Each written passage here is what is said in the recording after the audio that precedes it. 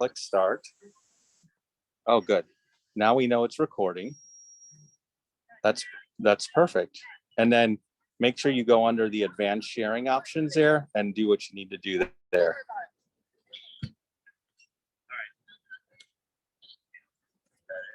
That's it. All right. Thank you so much. Appreciate it. Okay, bye. So out of all the games they haven't won, they win this one. Yeah, of course. That's it. Yeah, I could have been nicely in a hotel. That was my plan, is to be in the hotel, paid $4.95 for the upgraded Wi-Fi and to do the class, and then they lost. So at any rate, are there any other questions before? So what I'm going to kind of do is just let you guys get started. And as you know, it's being recorded. And then just go in the order that I said. And when you're all done, when the 7 of you or 6 of you are done, you can go ahead and just log off, and then the next group will come on. Any questions? All right. Who's first? I believe, is it Ashley? I believe it's me. Oh, Josie Benfield. Yeah. Berryman. That's what I was thinking, but Benfield. So go for it. And if you guys ever have any concerns, text me. I have my Apple Watch on, so I'll get an alert on my watch. So, but otherwise, you guys should be good to go. Good luck. Thank you. Bye-bye. Let me slide over. Hi, everyone. I'm going to go ahead and share the content screen.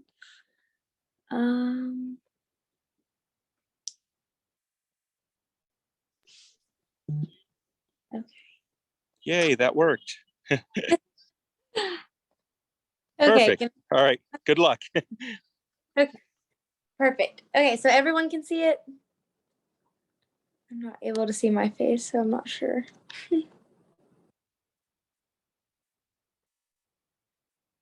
Okay. Can everyone hear me? I don't know if y'all can hear me or not. I can hear you. We can hear Okay. you. And y'all can see me? We Perfect. can see your slides, but I don't. Yeah, now I can see your face. Okay, good.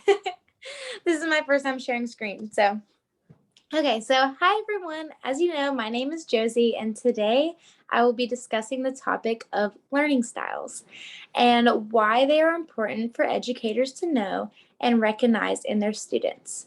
I chose this topic because I am a middle grades major, and I find the way we learn to be fascinating.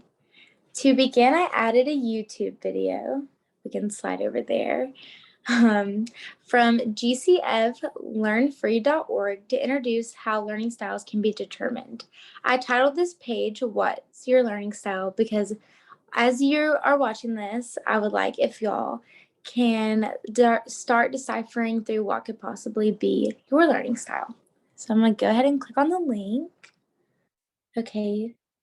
Here's Jonathan studying for a test. And studying, and studying, and studying. And here he is getting his test results. All that studying, and he still got an F. Why? The thing is, there's no one right way to study. Some methods might work great for one person and not at all for others. Everybody learns differently. In order to find a study method that's best for you, it's important to know your learning style. The 4 most popular learning styles are visual, auditory, reading, writing, and kinesthetic, or hands-on. For most people, one of these methods will work best, but it's also possible for a combination of different styles to be effective. To discover your learning style, you can complete an online assessment. There's a wide variety of them available, consisting of multiple choice questions. However, you can also observe yourself and your previous learning experiences to get an idea of how you learn best. Let's circle back to Jonathan. When he's in class and his teacher is lecturing, he gets distracted pretty easily. Words tend to go in one ear and out the other. But when his teacher starts using visuals, Jonathan finds it easier to focus and understand the material. So he might be a visual learner. Now think about your history. How have you enjoyed learning in the past? Do you prefer watching over listening? Do you enjoy reading instead? Or maybe you learn best by doing, with hands-on experience. If none of these seem to grab you, give them each a try and see which one you tend to drift towards. Each learning style has its own study methods that work best with it. Let's take a look at how Jonathan and a few of his classmates study. As a visual learner, Jonathan finds it helpful to color code his notes. He finds it helps him to organize information and internalize it better. He also creates diagrams while studying, finding that they help him to better understand certain structures and ideas. Jonathan watches videos too, finding them helpful for extra information. Okay, so before we get too detailed on that, I'm going to go into each learning styles and some tips to how those individual students learn, and also study methods and ways to improve grades. Okay, so from Vanderbilt University Center for Teaching, it best defined learning in 2010 by stating the term learning styles is widely used to describe how learners gather, sift through, interpret, organize, come to conclusions about, and store information for future use. So there are 4 main types of learning styles, and the acronym for them is VARK. They are visual, auditory, kinesthetic, and reading and writing. So now let's break it down. Okay, so for visual learners, to help them be able to grasp knowledge, they like to focus on spatial understanding, illustrate main concepts, and provide visual aids. As an educator, you could see visual learners gravitating to something similar as the chart I put down below. From EDU Comics in 2020, visual learners are best when they're given illustrations or visual stimuli from which their brains can start creating stories and narratives.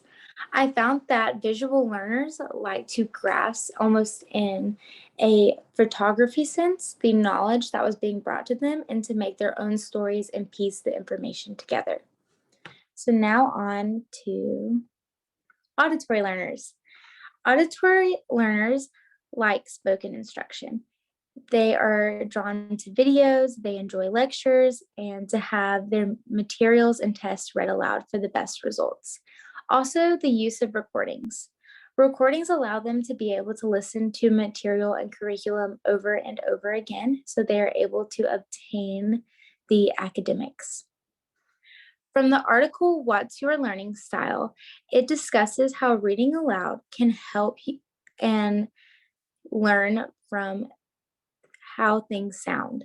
So even auditory learners are drawn to specific sounds in the way certain teachers or professors speak.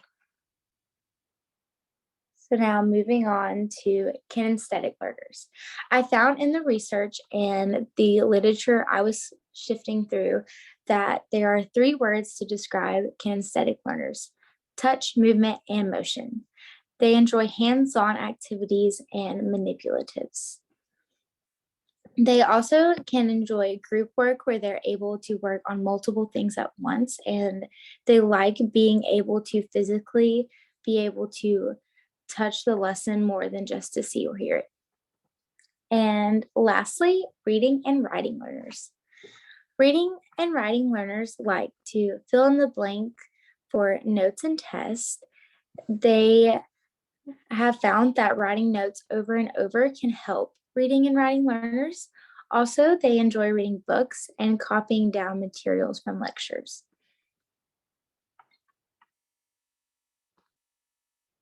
So why is this important? The main reason knowing the different learning styles and how educators can use them is for academic success. Also, this shows teachers how material needs to be taught so that it can find and be able to be used to each student's needs, and overall to be able to connect and better understand their students.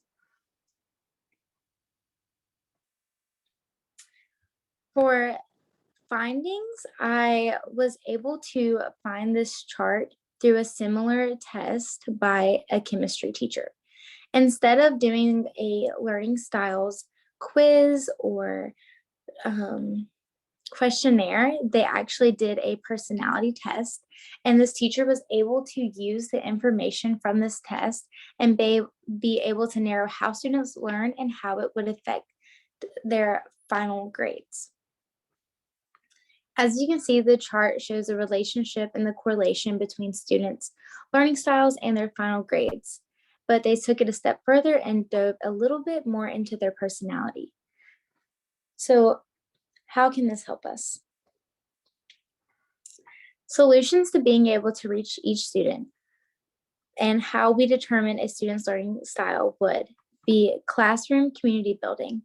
From a recent podcast on how face-to-face interaction is different from online interaction in a previous class I have taken, I found that the first few weeks of classroom time needs to be all about this community building. Teachers need to make connections with their students, and I found that this was possible through things such as the learning style quizzes and surveys, simple observations, and just being able to see the data between test scores and their learning styles from their results from these learning style quiz and surveys, and then also questionnaires. So for the three main things I found were that each student is different. Learning styles are important to see how the student learns. And 3, educators can use the different learning styles to their advantages when wanting higher test scores. And here's my works cited. Thank you.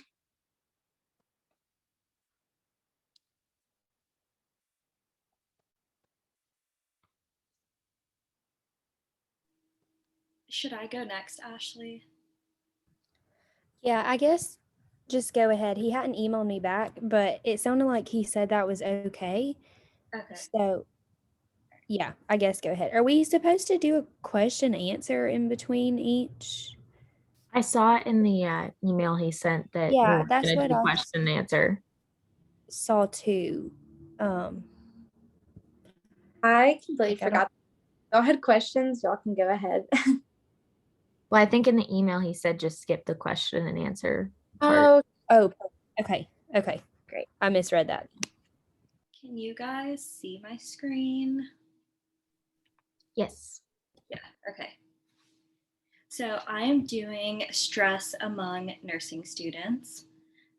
So according to Gallup polls, Americans have rated nurses as the highest in honesty and ethics for the past 18 years. While nurses are considered to be honest and trustworthy, has Gallup ever done a poll on the stress levels of nursing students? The answer would be no. Nursing students experience various stressors throughout their schooling, which negatively impact learning and performance. Main stressors that have been identified include stress through the caring of patients, assignments and workloads, and negative interactions with staff and faculty.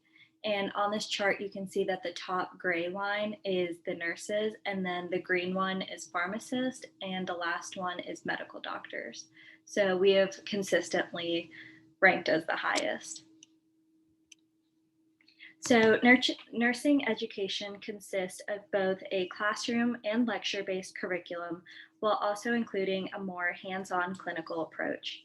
Although before starting the 1 to 2 years of nursing school, students are expected to complete and excel in high school, finish prerequisites, and have other extracurriculars that will make them a standout candidate and show the schools that they are applying to that taking care of individuals in their most vulnerable state is what they are truly passionate about. According to an article written earlier this year about the peer support provided to first-year nursing students, stated that nursing education consists of theoretical and practical departments that complete one another, and that learning the basic psychomotor nursing skills is considered a stressful experience for these students. Many students come into nursing without any previous hospital or clinical-based experience, and when placed in patient care settings, stress levels can rise. Sources of this stress can include lack of professional information and skills, failure in patient care and practical procedures, fear of making mistakes, a heavy workload, and strained relationships between the faculty and staff. So as nursing programs aim to ensure that their students acquire the correct knowledge, positive attitudes, and skills regarding the nursing profession, the program can become increasingly stressful. Students are faced with a multitude of personal, academic, and clinical stressors from their first days in the program all the way to taking the final board exam. This constant stress can not only affect their grades, attitudes, and relationships, but according to the article called Correlation Between Educational Stress and Professional Self-Esteem of Nursing Students, stress can negatively affect the professional perception and professional self-esteem of students, and even have a negative effect on critical thinking, problem solving, and decision-making abilities of students, which can have a lasting impact on both academic and career success. So while stress is a normal thing, it becomes concerning for both students, families, and professors when it interferes with learning and performance. One of the main reoccurring stressors appears to be nursing students entering into the clinical practicum with a lack of experience. Some nursing students even stated that they were not satisfied with their clinical experience. A systematic review emphasized a need for effective coping strategies to mediate stress levels. A cross-sectional study on coping styles of nursing students recommended categorizing different coping methods into emotion-focused coping and problem-focused coping.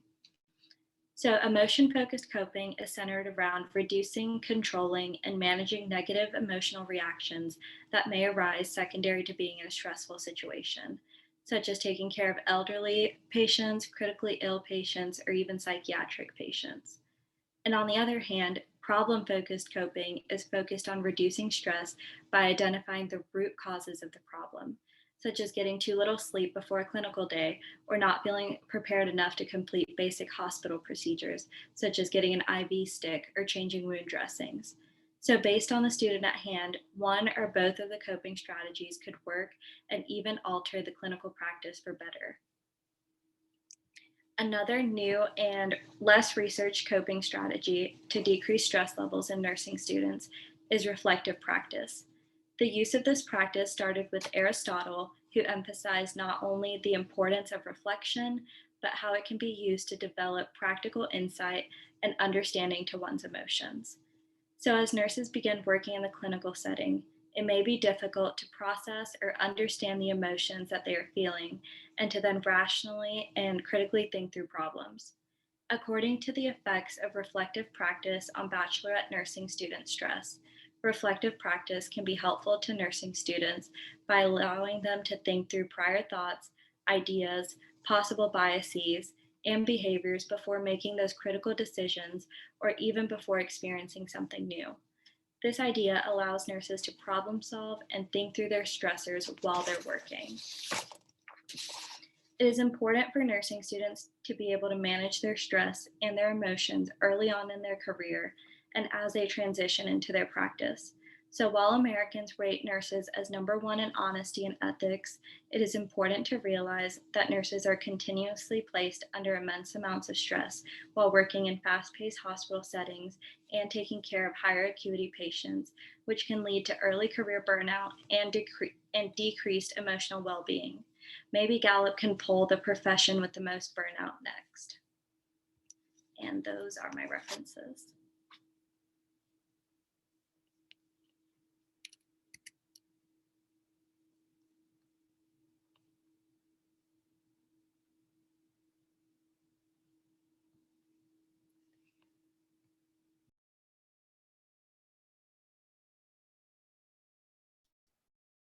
Okay.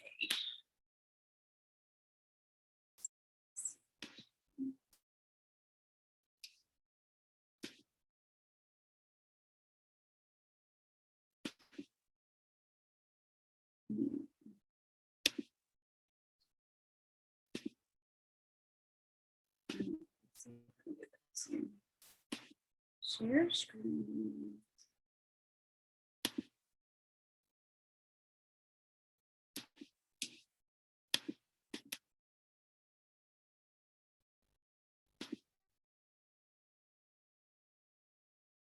Well, it's not letting me share. Hold on a second.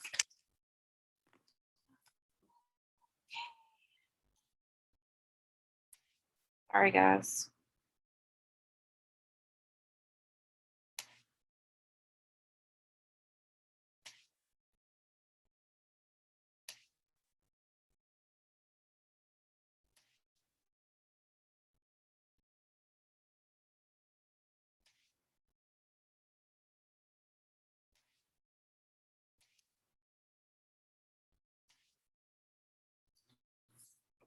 Hmm.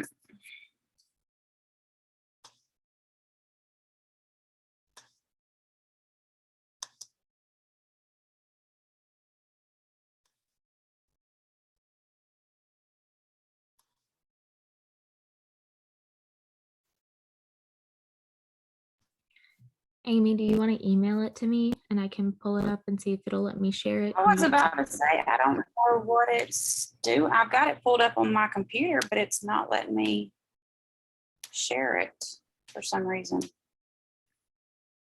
I was about to say, if you want to email it, I'll pull it up for you and you just tell me when to flip. Okay, I might have to do that. Okay, here, I'll send you Sorry, an- guys. Is it spinning? Is it doing anything on y'all's end? I don't see anything on my end. Okay, I'm just gonna have to email it to her then and let her. Okay, let's see. File. You know, someone else It's could go probably while really you- bad here in my area too, so it might be my internet. Yeah, I have that. Power's flickered off and on several. Yeah, that's probably what it's doing. I guess somebody else could go Um, too, you know, while you're emailing it. Yeah, that's fine. Yeah, the next person can go ahead and I'll try to do this. Sorry, guys. Get it emailed. Oh, it's not a big deal. Yeah.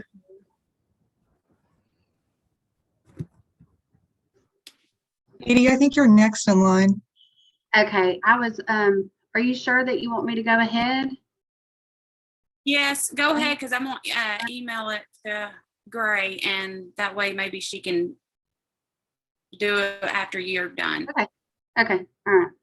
Thank you. Sorry about that. No, you're fine. It happens. Let me get mine pulled up here.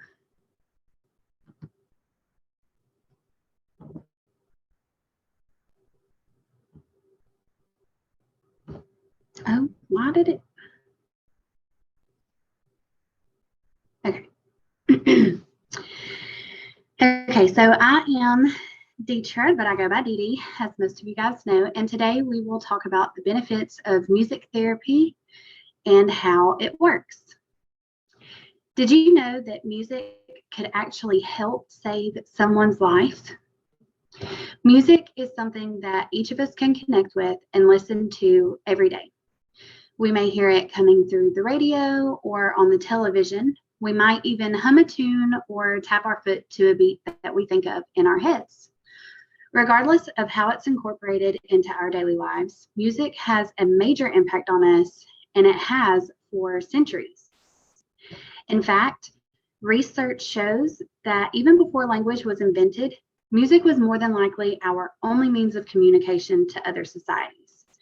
What's even more interesting is that many researchers believe we learn this form of communication by watching and listening to the animals around us.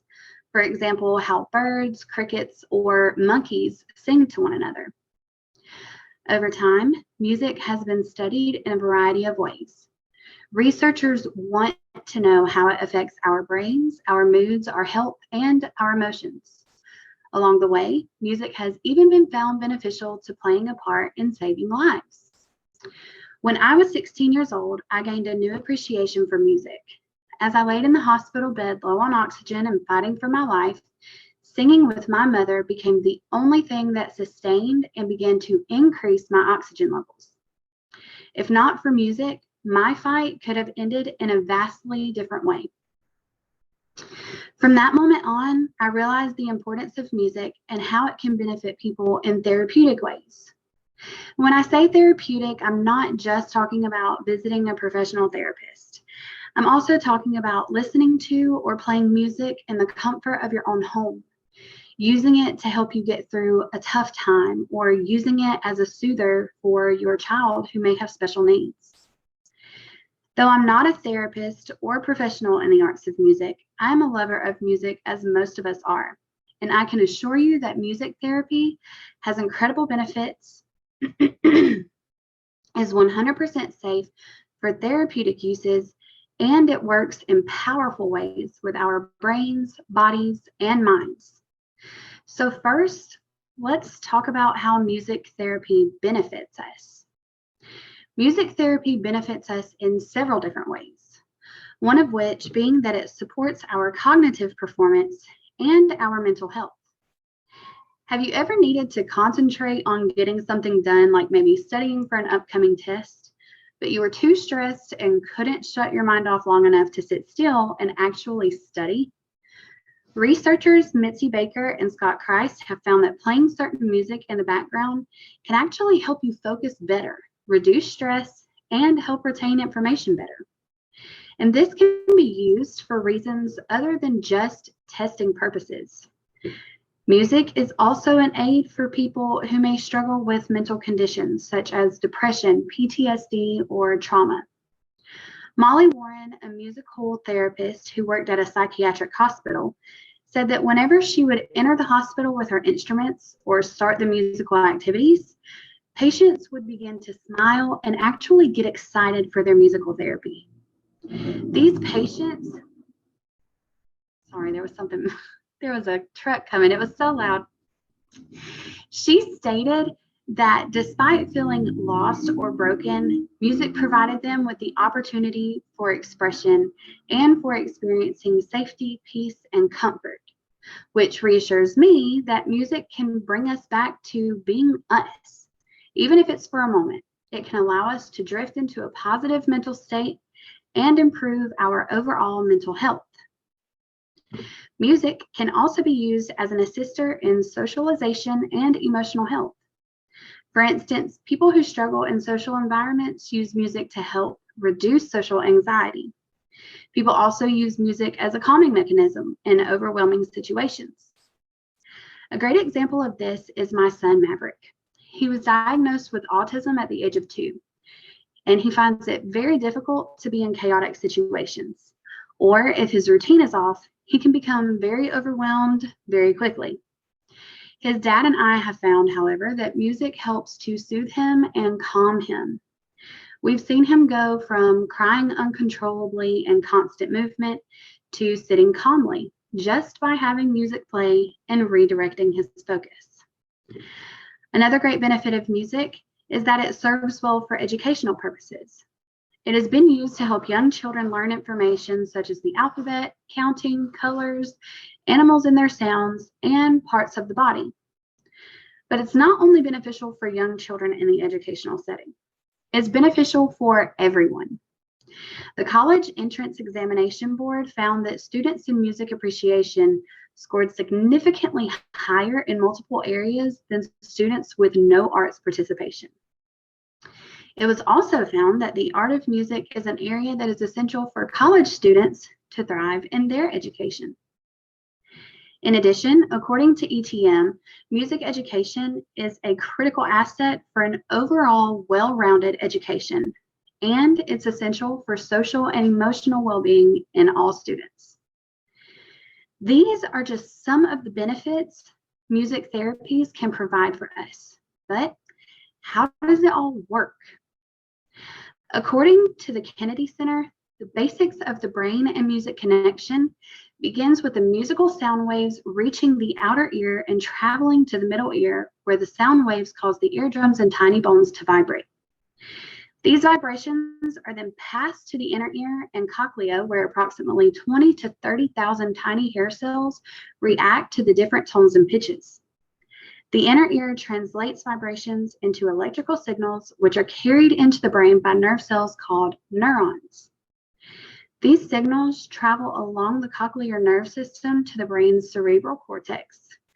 Once the musical signals are delivered by the nerves, the brain processes the signals throughout various parts of the brain that affect the body and the mind as well.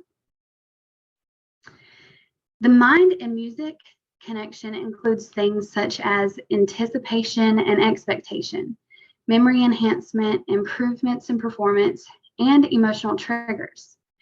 The connection between the body and music includes lessened fatigue, assistance in heart health, increased exercise performance, and assistance with pain management. According to a meta-analysis, over 90 studies reported that music helps people manage acute and chronic pain better than medication alone. Having now learned the ways music therapy benefits us and how it works, I hope the information that we have covered has helped you better understand the importance of music and its dynamic abilities. I can assure you that music therapy has incredible benefits. It is 100% safe for therapeutic uses, and it works in powerful ways with our brains, bodies, and minds. So, who did you think of that could benefit from music therapy? A loved one? Maybe yourself? Regardless of it being used through actual therapy or self-therapy, together we can help spread the news of what music can truly do, and maybe it will even help save a life. Remember, we all have a connection to music and incorporate it into our daily lives. So, why not use it as the beneficial tool that it truly is? Thank you.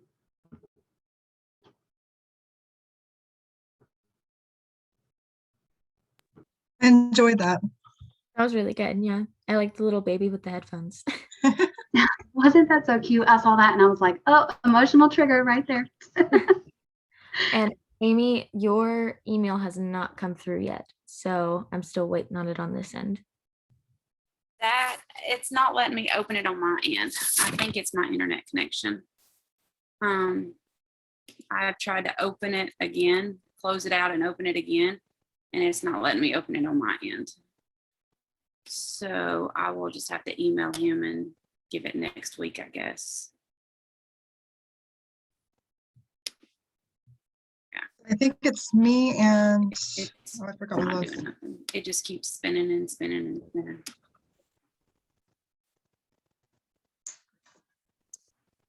Yeah, I have it in the email and it's just spinning. It's not letting me send it.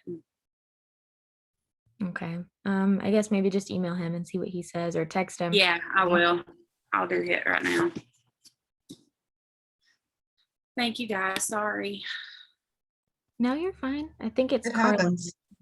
Yeah. And guys, I've never made a PowerPoint until today, so please just hang with me, have a little patience. Okay, let me see what I need to do here.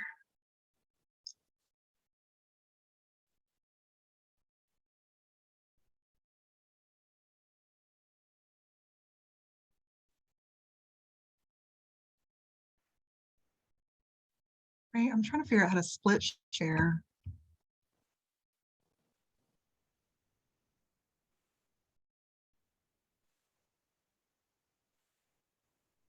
I know how to do that. I could see your PowerPoint just then, if that's what Yeah. you were trying. I'll close it and open it as we go. Let me zoom in on this. Okay.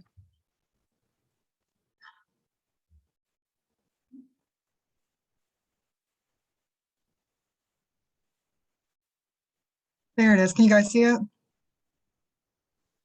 No, I think you have to hit share screen again.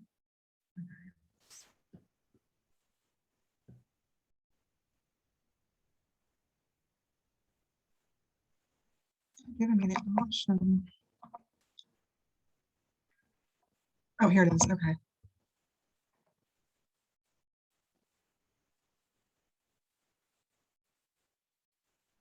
All right.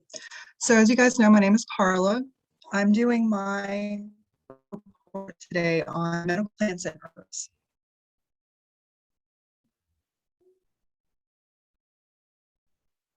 Sorry, guys.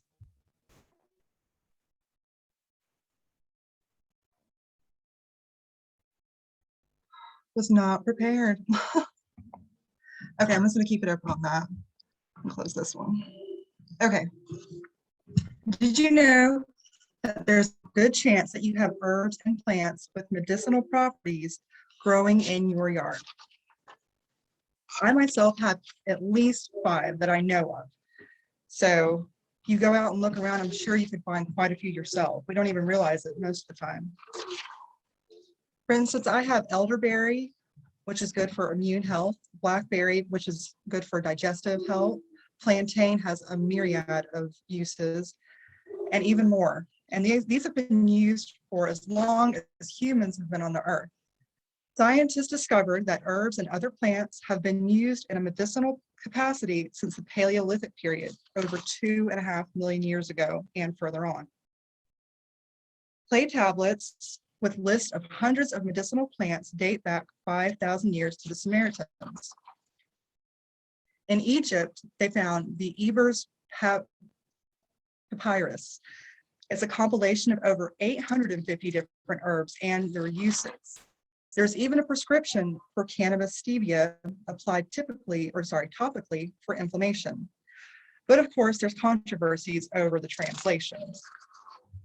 In India, turmeric has been used for over 4,000 years. And turmeric is supposed to be a powerful herb used for rheumatoid arthritis, liver ailments, urinary tract infections, chickenpox, and so on. So now that we've talked about that, let's talk about some other herbs that we've used, that we do use. Here's some of those facts I shared with you guys. Chinese Book of Roots and Grasses, which I just skipped by, actually had 365 drugs listed in it.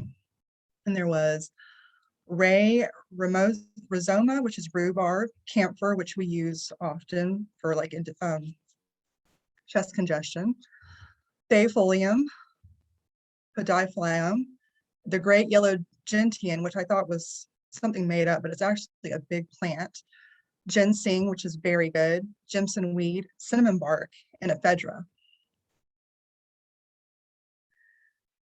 These are some of the ones that you can find most typically in your yard: dandelion, yarrow, echinacea, chamomile, plantain, peppermint, stinging nettle, and basil. Basil is really good for relaxation. So if you're really stressed out, basil is supposed to help. I haven't tested it myself, but I would like to. Peppermint's good for headaches. Echinacea, you can actually see that at the McDonald's here in Cleveland. It's also known as a cone flower. And that's good for colds and whatnot. So here's yarrow, little white flower with little yellow centers, used for fever, common cold, hay fever, diarrhea, and loss of appetite. Now, of course, you have to break these down into an ingestible form, and that's important to learn about. Here's the echinacea, little purple cone flowers. These have been used for centuries for the common cold, coughs, bronchitis, upper respiratory infections, and some inflammatory issues. There we go. This is chamomile. Now, I personally use chamomile whenever I have the flu or a cold. It's something my mom just started giving to me. And so I guess it's kind of a traditional thing for me, but also I think it really does help. As you can see here, it's used for hay fever, inflammation, muscle spasms, menstrual disorders, and insomnia. So it did help me sleep. It helped the inflammation in my throat when I was sick. And it just kind of calms me down and makes me feel a little bit more soothed. This is the plantain. I was actually going to get an example out of my yard, but I don't know about you guys, but it's been storming here off and on for about a week. So it's pretty wet outside, and I wasn't going to go pull it out of the ground. But these are used for bronchitis and asthma relief, cough remedy, promotes wound healing, and treats skin inflammations. Now, my daughter actually got bit by a centipede, so I ground some up. I didn't make it correctly. I didn't do my research, but she said it did help a little bit with the stinging. And here's dandelion, and most people with plantains and dandelion, they just want to kill them. They spray, Roundup on them and they kill it, but they're actually really beneficial according to my sources online. This has great vitamins. It has a lot of vitamin C, dandelions. They contain minerals that are good for the skin. They support liver health. They help balance blood sugar, and they're a healthy coffee substitute. I don't know if it's the same as coffee. I don't know if I'd want to test that. This was A quote by Robin Rose Bennett: "Mother Earth's medicine chest is full of healing herbs of incomparable worth." And Hippocrates, the father of Western medicine, nature itself is the best physician. He also believed in just going outside and being a part of nature and massages and, stimulating your lymph node system. But he also believed in medicinal purposes of herbs. This is Amber Valenzuela. She's a clinical herbalist. She says, how did they deal with disease thousands of years ago before conventional medicine and antibiotics? The answer was in the ground. I don't know why these came out blurry, but if you can't see, she's holding a giant mushroom. So if you decide that you want to incorporate medical herbs in your diet, research, research, research. Maybe invest in some books to help you correctly identify these plants, learn how to store them, and educate yourself on how to properly prepare and use them. I'm going to stop sharing and show you guys some stuff that I have. So here, this is my grandma's jar. Inside of it, I have some dried plantain. So it's on hand if I need it in the winter. I can't go out in my yard and get it. I have it there. I haven't really learned correctly how to use it yet. That's part of the whole process. I'm learning as I go. And here is my little, I can't remember what it's called now. But I used this when my daughter got stung with a centipede to grind up the plantains, mortar and pestle. There we go. So that's a good thing to have as well. My dad, when he passed away, I found this book among his books, the Folk Remedy Encyclopedia. So it uses a lot of natural things like olive oil, vinegar, and honey, and things I would like to check out. I do have one more quote that I want to give to you guys. That was not in my slide. It's by Wendell Berry. He's a novelist, a poet, an essayist, an environmental activist, and a cultural critic. He says, herbalism is based on a relationship between plant and human, plant and planet, human and planet. Using herbs is the healing process, means taking part in the ecological cycle. And this is in one of his books, The Pleasures of Eating. If you want to look into it more, you can always go to the USDA website, usda.gov. It's the forestry department. They have a whole list of things that you can go out and forage for. Hippocrates, one of his famous quotes I showed you guys, nature is the best physician. Sorry, my notes are a little scattered.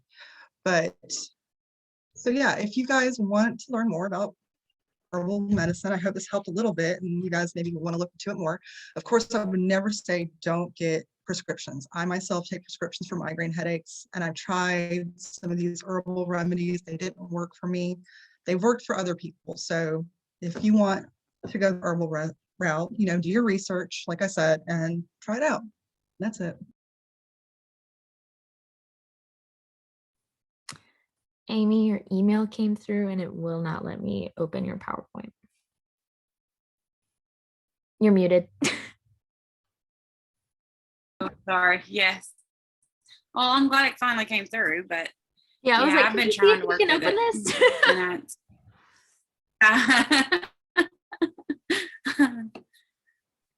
Okay. I'm gonna try one more time. Let me see. Hold on just a second. Okay. Let's see.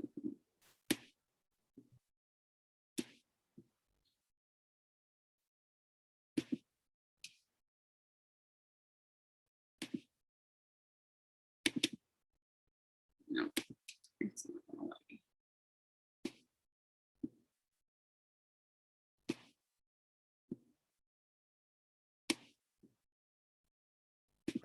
Do you have access to No. join? It's not. Do you have access to join Zoom on your phone?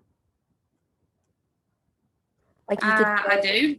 you could show, like, get on the Zoom link with your phone and then show us your laptop with your camera or computer or whatever, like the PowerPoint. I mean, I know it's not the best. Oh. But Yeah. Oh, he just texted me back and said that I could do it next week because okay. I showed him a picture. I screenshot a picture of the internet connection not working. So he just emailed or texted me back and said yes. So I'll try to figure it out and do it just next week. I showed him that I had it done. So Hey, Amy, can you send me So his thank text y'all so number? much for your His help. number? I can't find it. I can. I'll Thank send it you. through chat right here. Awesome. You're Thanks. welcome.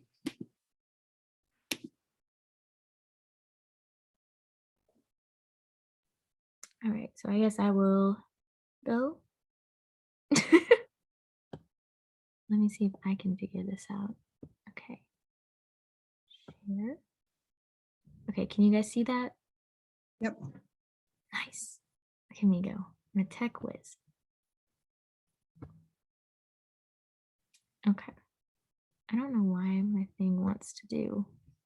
If anybody needs closed captioning, I can add it to the PowerPoint, but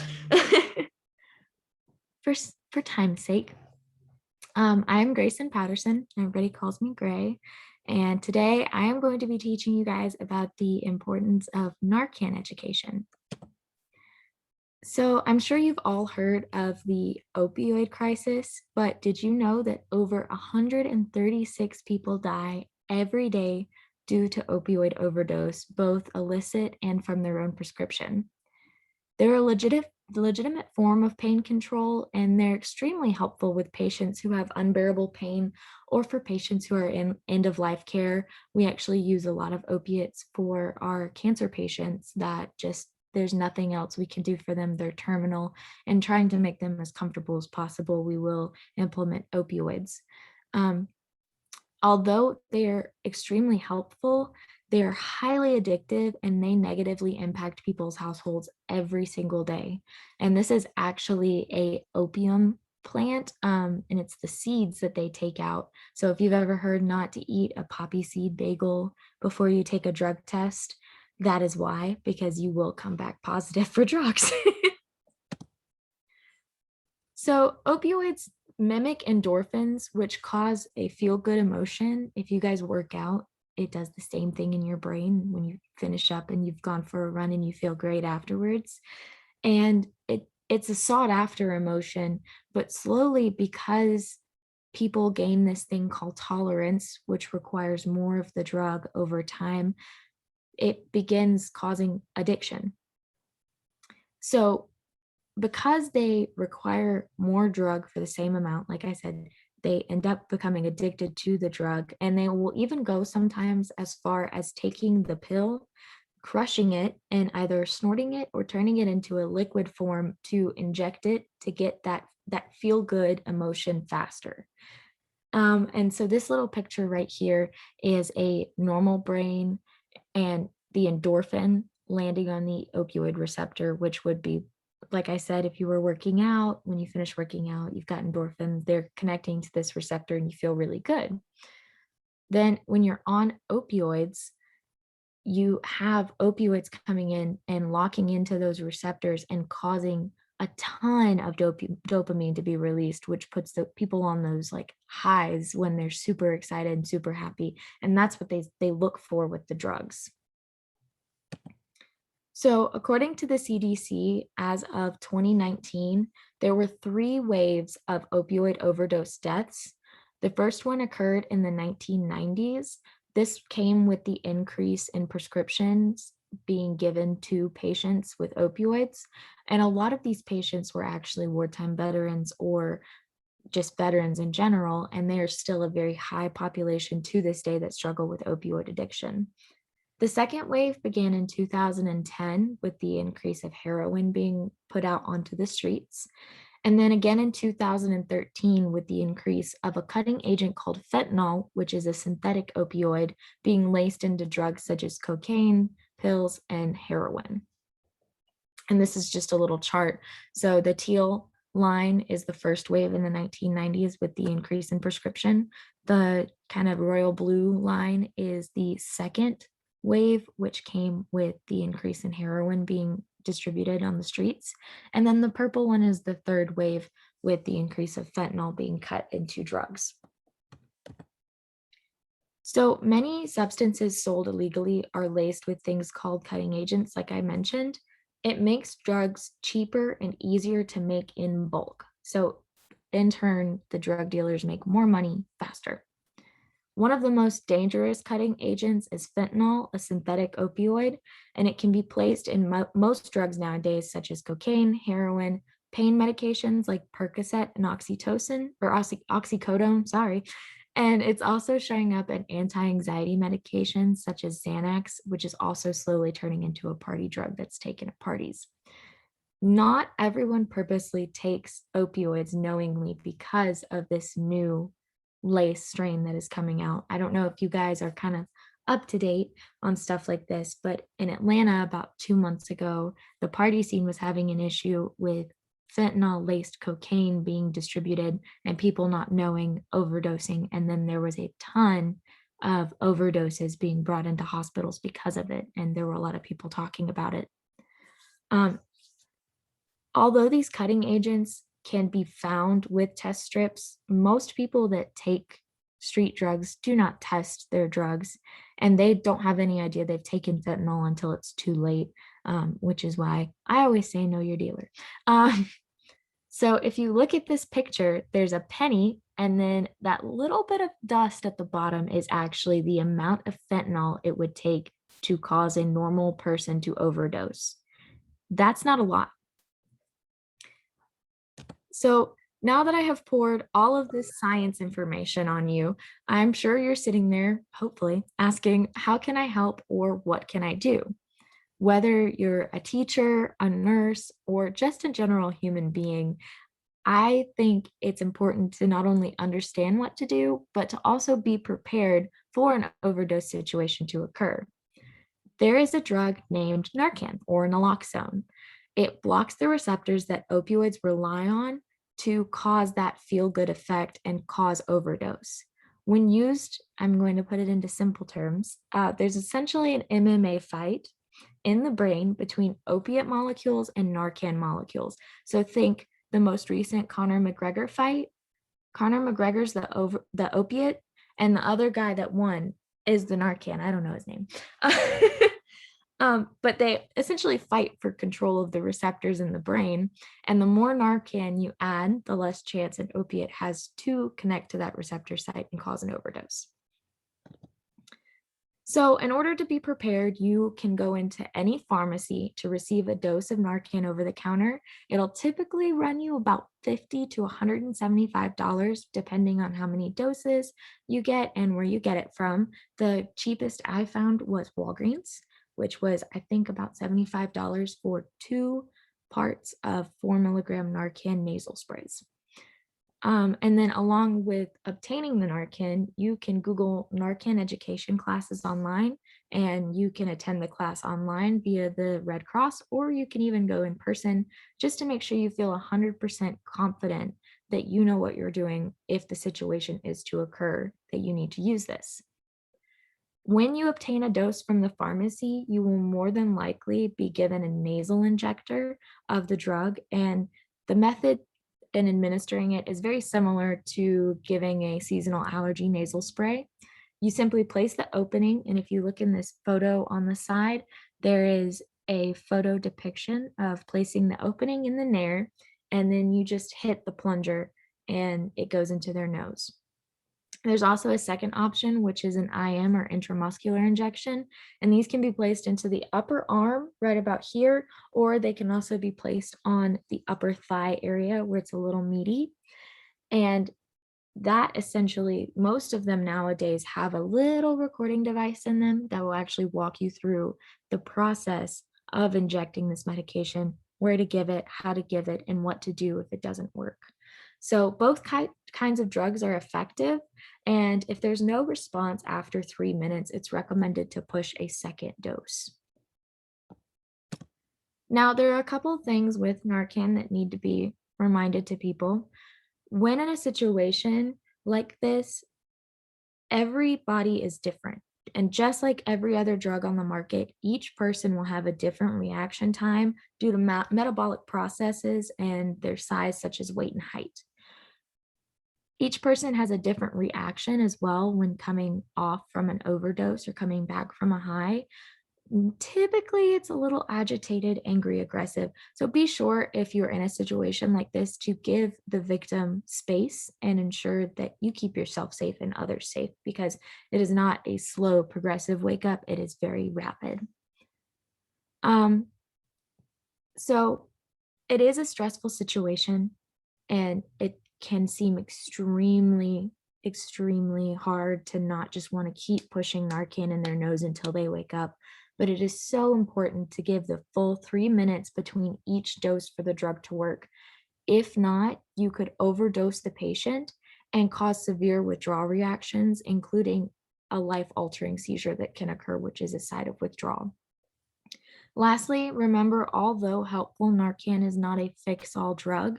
After administering this drug and getting the patient back awake and responsive, you do need to call emergency medical services or have them taken to the ER just to check them, make sure that they're okay and that they don't need any further intervention. So in conclusion, with basic understanding of opioid overdose, most people can be trained to both carry and administer Narcan to those in need, because you never know when a friend, family member, student, or even a stranger will experience an accidental overdose in front of you, and you're the only one there that is capable of handling it. Although we all hope to never experience this kind of situation, it's always a good idea to be prepared and ready, because this is the difference between life or death for the user, and you are the only one standing between it with that Narcan. So I would highly recommend that all of you guys, since most of you guys are education majors or nursing majors, go and take a Narcan course and always have some on you, because you never know when a student can get a hold of mom and dad's drugs that have opiates in them or they have fentanyl in them, and you never know when you're actually going to need to put it into action. It's better to have it than not have it. And that is all I have to say about Narcan. These are my citations, and thank you very much. You did an awesome job, Gray. Thank you. Okay, how do I stop now? Okay, hang on. There we go. I got it.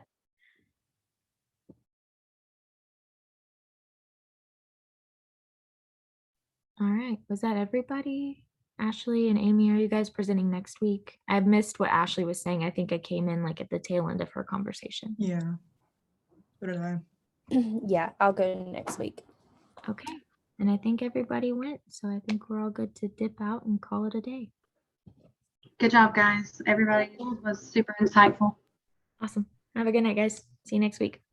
Bye, guys.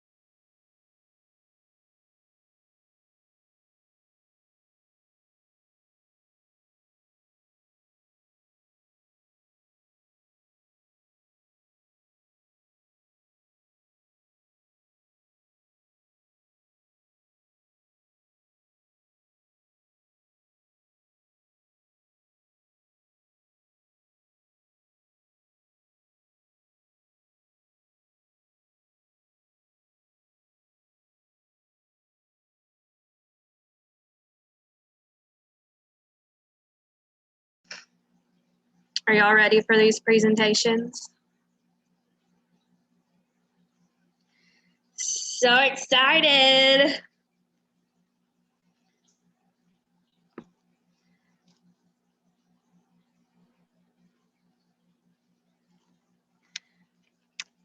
I practiced mine like 10 times and I sound like a goober, so.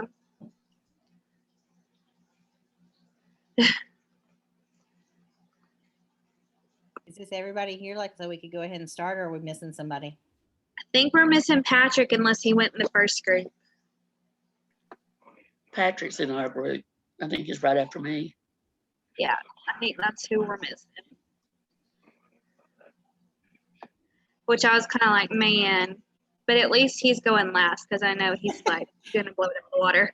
I was like, please don't let him go first.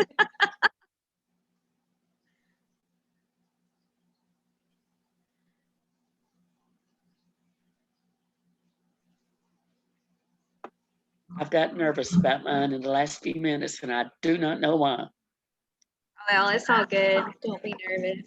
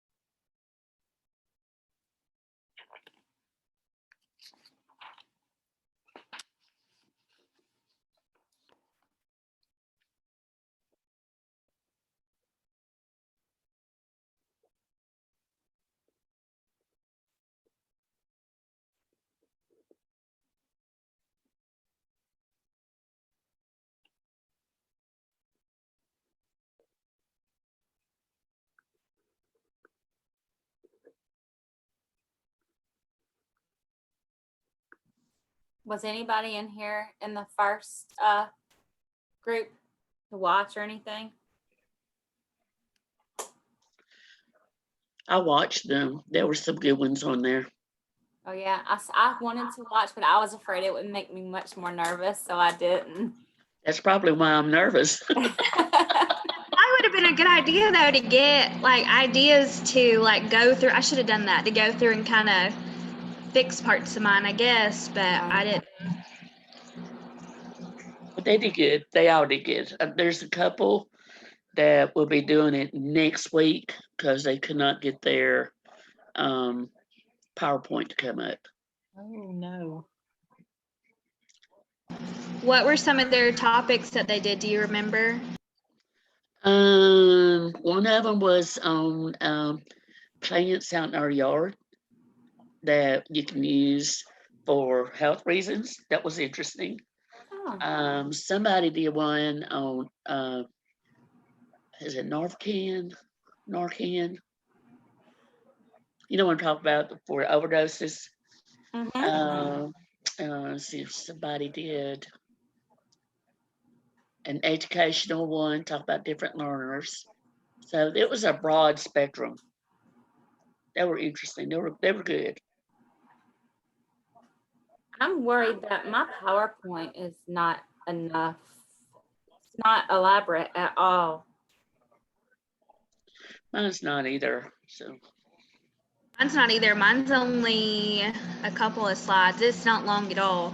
Oh, good. Mine's only 3 within the resources. So there's Patrick.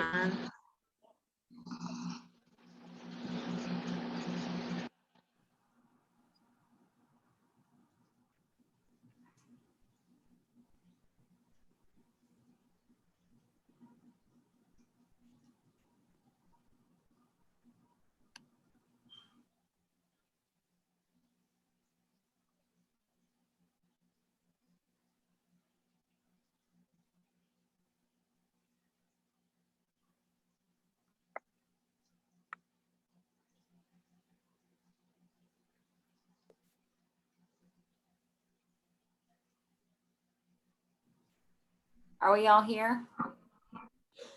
I think so. I'm supposed to go first. I can go ahead and start if y'all want me to. Sure, go ahead.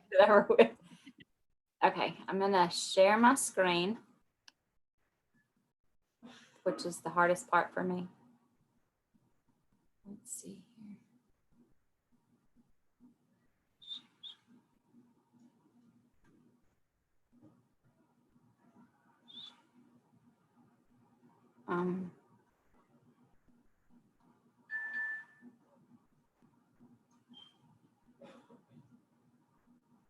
Okay.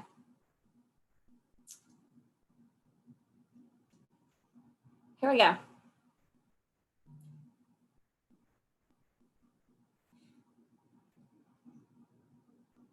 Twitter, Instagram, YouTube, Snapchat, TikTok. The majority of us are quite familiar with these social media platforms.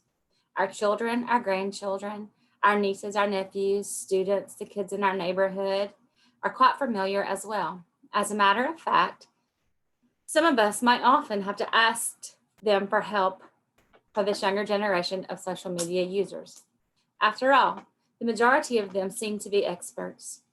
According to the Child Mind Institute, adolescents are the most intense users of social media.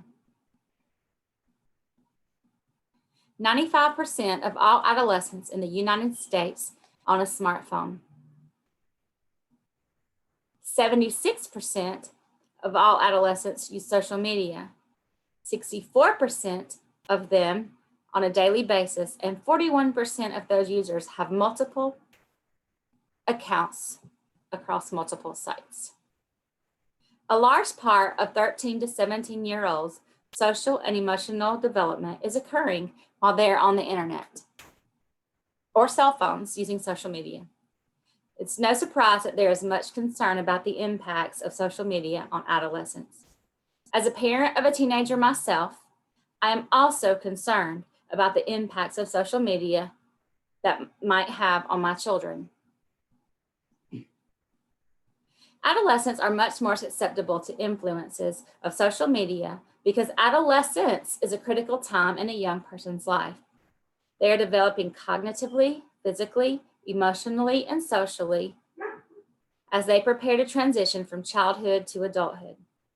During adolescence, these emerging young adults have a limited capacity for self-regulation and are more susceptible to peer pressure. They are beginning to develop abstract thinking, a self-centered attitude, and their moral development is also becoming an important part of their lives. They're also becoming more aware of and concerned with body image and reputation, and the social media platform provides them with plenty of opportunities to judge themselves against their peers and even strangers.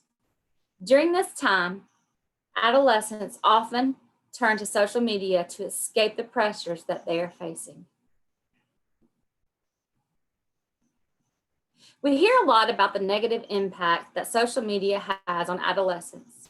Excessive and irresponsible usage during this critical time of social and emotional development does have the potential to negatively impact a young person's life in many ways. Some studies have suggested that excessive social media use by adolescents could be linked to decreased empathy, loneliness, and even suicide. Also, through social media, young adults have the opportunities to get a glimpse into what others are willing to share about their lives. This comparison can lead to feelings of embarrassment, inadequacy, jealousy, worthlessness, and even depression. Social media can also make it easier for adolescents to access inappropriate content, participate in cyberbullying, and replace face-to-face contact. It can be addictive to some, causing them to be less social and more isolated and detached from their family, friends, and even their real lives. Sleep problems can also be a negative impact from excessive and irresponsible social media use. One study showed that 90% of adolescents use social media during both the day and night, with 37% of adolescents losing sleep because of it. The loss of sleep can result in poor performance at school and or work. Although we typically only hear and read about the negative impacts that social media use has on adolescents, some of the same impacts that are viewed as negative can also have a positive impact when social media is used responsibly and in moderation. Being part of communities where they feel accepted facilitates a sense of belonging and supports identity development for adolescents. These communities provide young adults a place for authentic self-presentation, self-expression, and even self-exploration, which can create positive attitudes. Social media also provides different forms of communication and social connections, which can help teens strengthen existing friendships as well as form new ones. Adolescents can also use social media to stay informed and up to date on news and current events happening around the world and in their communities, as well as cultivate interest-driven learning. As you can see in the last two slides, there are just as many positive impacts as there are negative impacts. We just always hear so much more about the negative impacts, and they're still doing studies. It's all just so new, but I believe that it's kind of equal.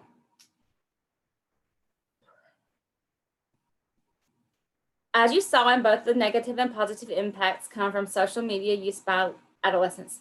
The key to whether young adults will be impacted negatively or positively by their use of social media seems to lie in the responsible use of these platforms and the understanding that they're just tools.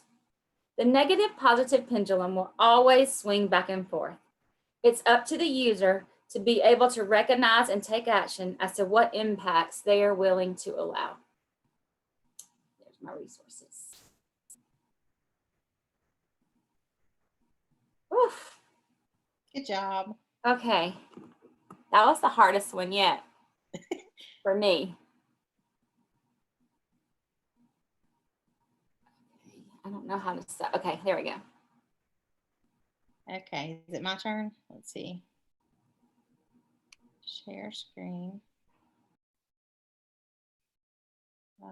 This one.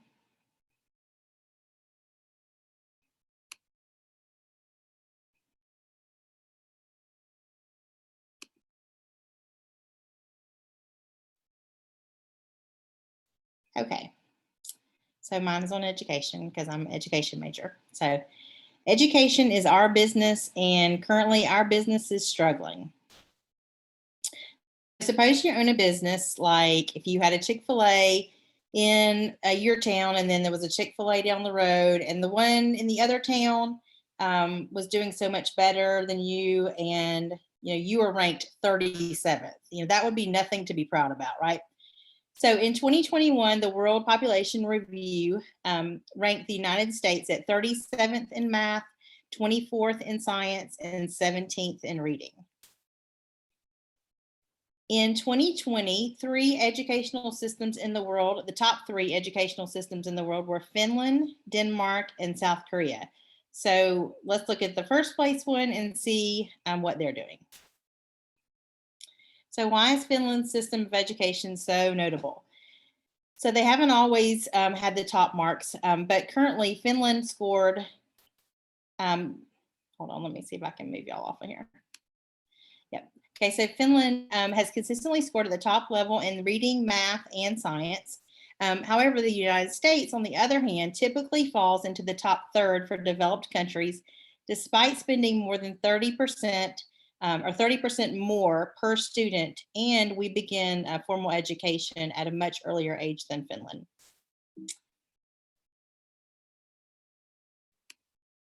So there's 4 influential factors in Finland's educational system. The first one is teacher quality. The second one is de-emphasis on standardized testing. The third one is inclusive special education. And the last one is pre-primary education. So we will visit these. The first one being teacher quality. First of all, when you want to become a teacher in Finland, you have to go to school for 5 years. You have to get a master's degree. And it's a very hard program to get into. Only 10% of applicants are accepted into the teaching program. And most teachers have to speak at least 5 other languages, so 5 foreign languages. It's a very respected profession. It's considered professional, and it's very respected. However, like in the United States, a popular saying is those that can't do, teach. And which obviously that sentiment is certainly not echoed in Finland, where their teachers are, full-fledged professionals. The second thing was the emphasis on standardized testing. And we've been talking about this in the United States forever, but we're still doing it. Well, in the 1980s, Finland decided to do away with standardized tests. And then within 20 years, they were ahead of every one of the 65 countries participating in PISA. Finn students only take one mandatory standardized test throughout their entire educational career, and that's at age 16. And it's kind of like an end of course test, to exit high school. The financial cost of giving annual standardized tests, even for a small country like Finland, is somewhere in the hundreds of millions of dollars. And in the United States, we spend billions of dollars on standardized tests. A test that we give, 1 month before school gets out, and then we don't get the results back until July. And, we really do nothing with the results. We are spending billions of dollars, where Finland has decided to, not do that and invest the money into the education system rather than on assessments. So the third thing was inclusive special education, which is something that I think that we do pretty well at. But Finland has made it part of their educational policy to include special needs students into the general ed classroom, no matter what. They can have, their own special ed teacher, their own para, whatever it is, but they believe that special needs children must be in the gen ed classroom with their peers. So the fourth thing was preschool education. And this is something where in Finland, you do not go to preschool until you're 5, and then you go to formal school at 7. So, here we go to school at preschool at 3, and, they are still at home. They get, it's a socialized country, so they get a lot longer to stay home with their children. They get 2 years of maternity leave. So they stay home a lot longer than we do. They keep their kids at home longer, but the preschool is optional at age 5, but more than 99% of Finnish students do attend preschool at age 5. So a typical day, a school day in Finland would be to arrive at school at 8:30 for a free, healthy breakfast. And that's optional also. School does not start until 9 a.m.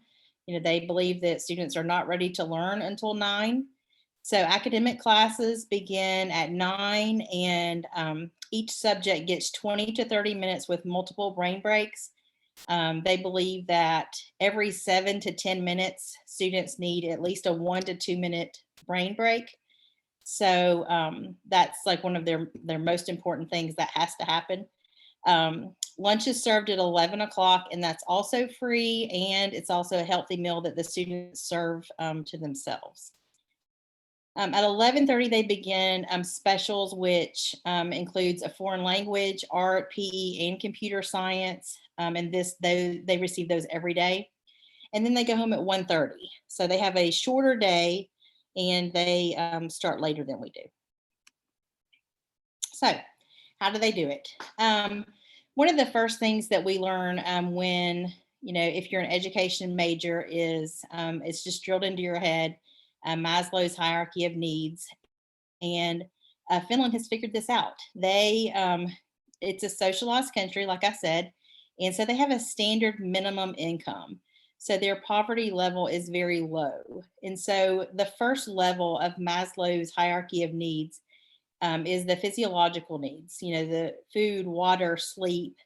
The most important things that as educators, we learn that if students don't have those things, that they can't learn. So that's one thing that, I think it's probably the most important thing that, Finland is doing right.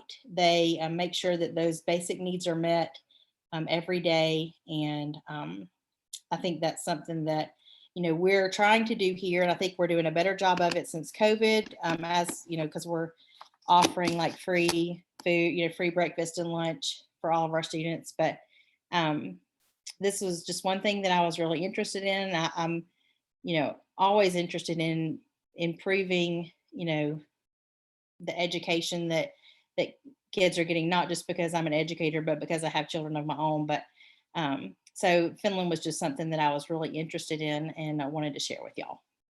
That's it.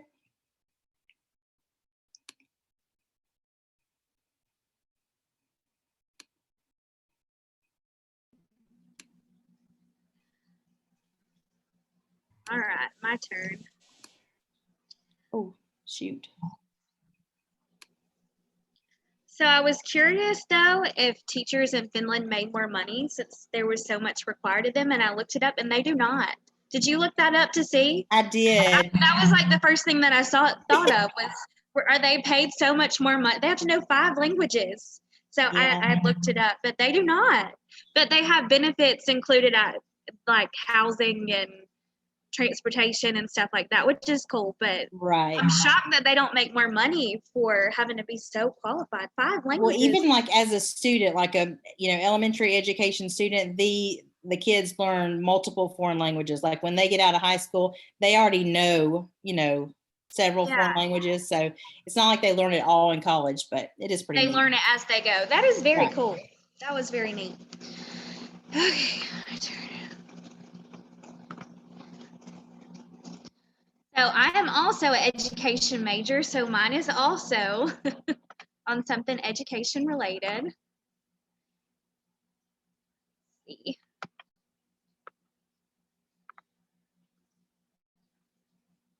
All right.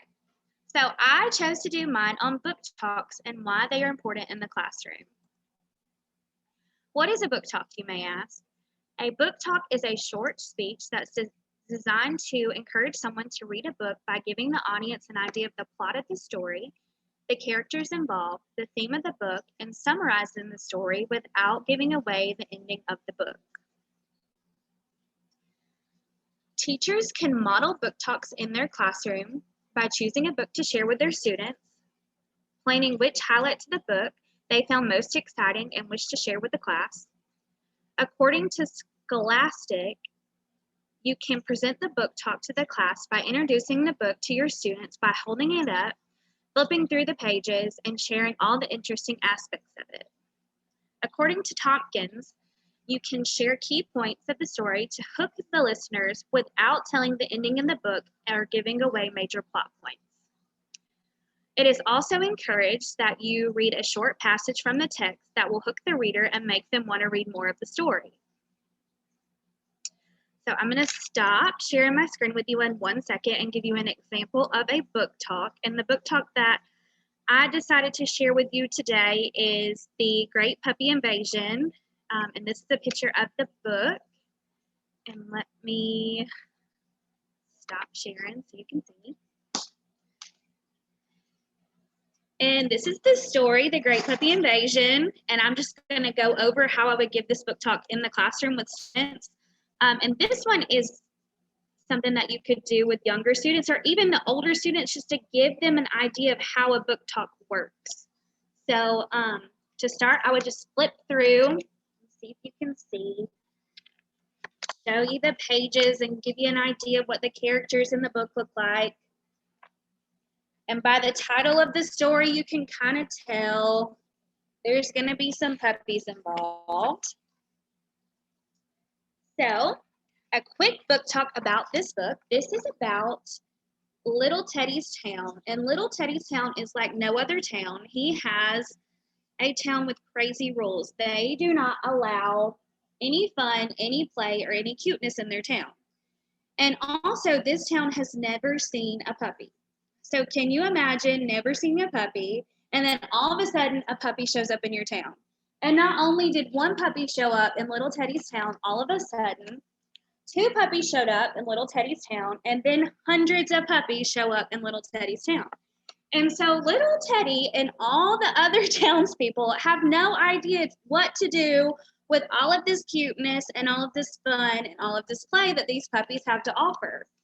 So throughout this story, crazy things start to happen with these puppies, and the town people have town meetings trying to decide what they are going to do with all of these puppies.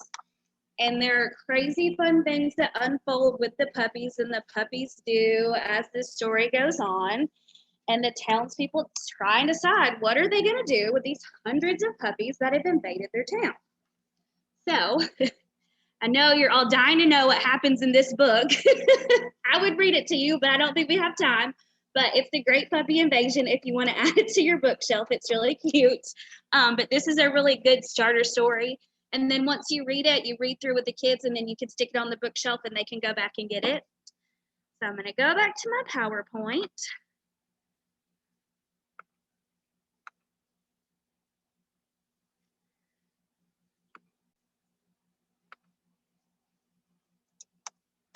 And talk about the benefits of book talks. So book talks are really fun, but they also foster learning and the love of reading, which is the purpose of it. It gets kids excited to read when you share these stories with them and you are truly excited to read them these books that you love so much. And there's also a real academic benefit to incorporating these book talks into your classroom. The kids really, they're really reading. When the students do book talks in the classroom, they have to know the book and they have to know the book well. A book talk will fall flat if they haven't read the book and can't talk about it. It also gets kids sharing reading with others. Reading can be contagious, and book talks are a great way to spread the love of reading through your class one book at a time. So I know there's nothing better than in the classroom when you read a book and then put it on your bookshelf, or just talk about a book and give a quick description, then put it on your bookshelf, and all the kids cannot wait to get their hands on it and either reread the book themselves or find out what happens in the end. Like I know you all are dying to know what happens in the end of this book right now. Another thing book talks are great for is they encourage note-taking skills. As students read through the book, they'll often take notes to summarize the idea of the story, which can be a great skill for other tasks. It also builds their presentation skills. As they are reading through the book, they go over in their head, how are they going to present the book to their classmates, and how are they going to persuade their audience to read this book? It also builds great listening skills. According to Samantha Clever of We Are Veteran Teachers, when students aren't presenting, they're listening. The practice of participating in book talks, listening, and asking questions refines students' listening skills. So in summary, book talks are great for fostering the love of reading. They're also a great way to increase class participation because it gets the students excited to read and excited to talk about the book. It also boosts listening skills and reading comprehension skills. The students are excited to hear what their friends are reading and then want to get their hands on the exciting books that the other students are reading. It also increases their comprehension skills by really having to know the book that they're reading. And finally, anyone can give a book talk and share the books they love with others. So you don't have to be a teacher to give book talks. You can share books that you love with your kids, with your nieces, your nephews, your cousins. Even adults can do book talks and just share the love of reading and just pass books back and forth and just really foster the love of reading that way. So in summary, I hope after this quick book talk, you have a better idea of book talks and why they are important in the classroom.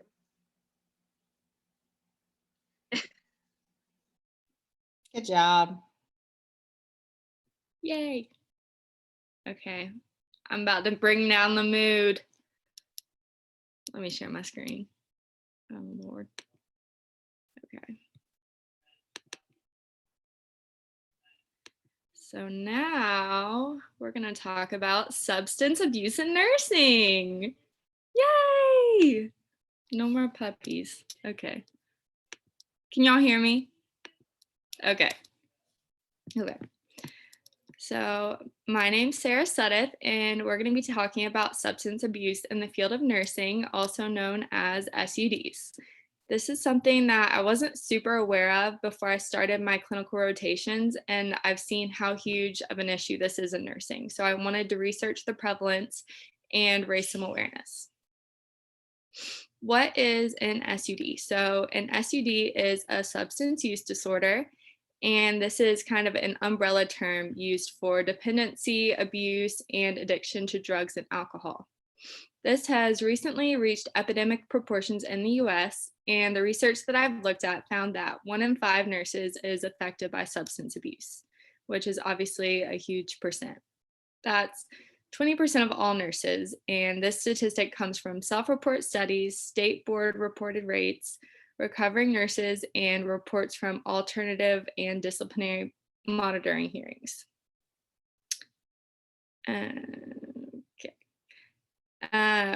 This number is higher than the general public, and the general public's reporting rate is 16%. So this 20% is definitely worth looking into. Okay, so here we have a table I found, and it shows the drugs that nurses have reported using within the month of this survey. And as you can see, aside from marijuana, misuse of prescription opioids is the next most common drug, which is what you see with nurses swiping meds and being addicted to substances readily available in the unit.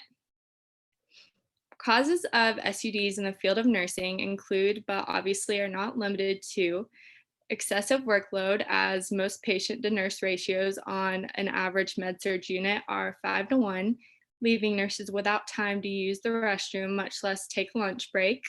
Floating to other units, working overtime to cover peer shifts, lack of support from peers and management, access to drugs, negative attitudes towards drugs, and long hours that disrupt the circadian rhythm. Access to drugs is definitely up there as one of the most cited risk factors for nurses, and it appears to be the worst in areas such as the ED and the ICU, where nurses typically have most autonomy and kind of aren't really under that microscope. For the epidemiology, like the people that, are most likely to get it, it's pretty broad.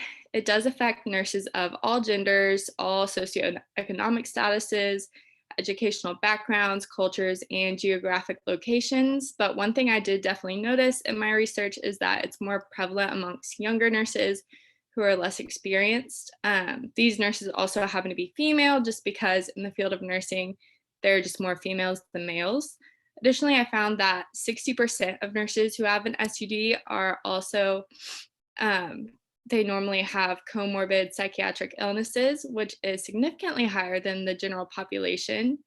So nurses who have both of these are also more likely to relapse and have to undergo a more complex course of treatment. Here I have a bar graph, and you can see how 6 to 8% of nurses solely have an SUD versus 41.4% who have both a mental health disorder and a substance use disorder, which is a pretty significant increase, which was interesting to me.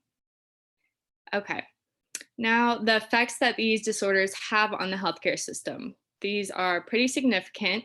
One case that I looked at was that of Kristen Diane Parker, pictured here. She was an OR nurse, and she was caught switching unused syringes of fentanyl with used ones and filling those with syringes of saline and injecting those syringes into patients.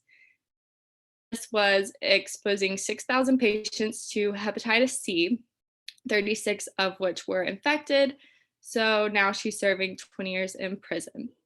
Additionally, one statistic showed that per 45 occurrences of drug swiping by nurses, $301.1 million is lost from the healthcare system. So if you do the math, that's $6.7 million per one instance of drug misuse, which is just insane. Additionally, $193 billion is lost from the healthcare system annually because of these SUDs and drug misuse. Okay. The behaviors you're going to want to look for in a nurse that could possibly be suffering from substance use disorder are a marked decrease in the care of their personal hygiene or appearance, which is what I inserted a picture of. It kind of looks like me on a typical clinical morning, but I don't have an SUD. I'm just not a morning person. It could also include lack of pain relief reported by their patients, brief unexplained absences from their unit, or frequent restroom breaks. Also offering to medicate other nurses' patients and isolation from their colleagues. If you notice any of these behaviors in a nurse, the best thing to do is to report that information to the nurse manager.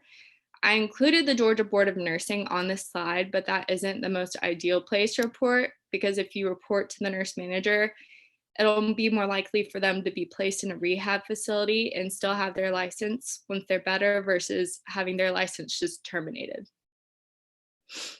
Okay, so we've come a super long way in treating these disorders, thank goodness. For a long time, it was viewed as just a big mess up by a nurse and they would be terminated and dismissed, but now healthcare has moved towards a much more compassionate model as it's a disorder and illness that needs a cure. So the nurse will be put in an intervention program and be rehabilitated. Additionally, medications such as certain opioids are used as withdrawal therapy.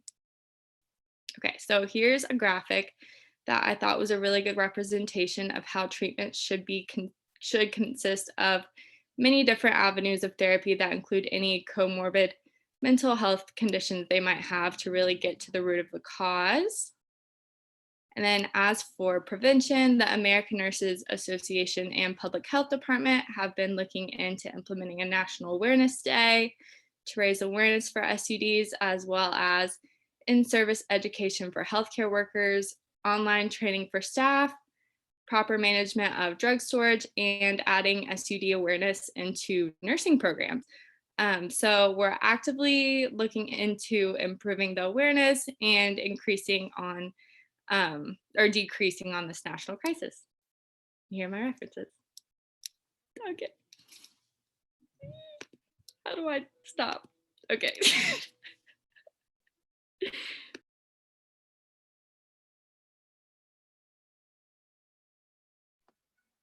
I guess it's my turn.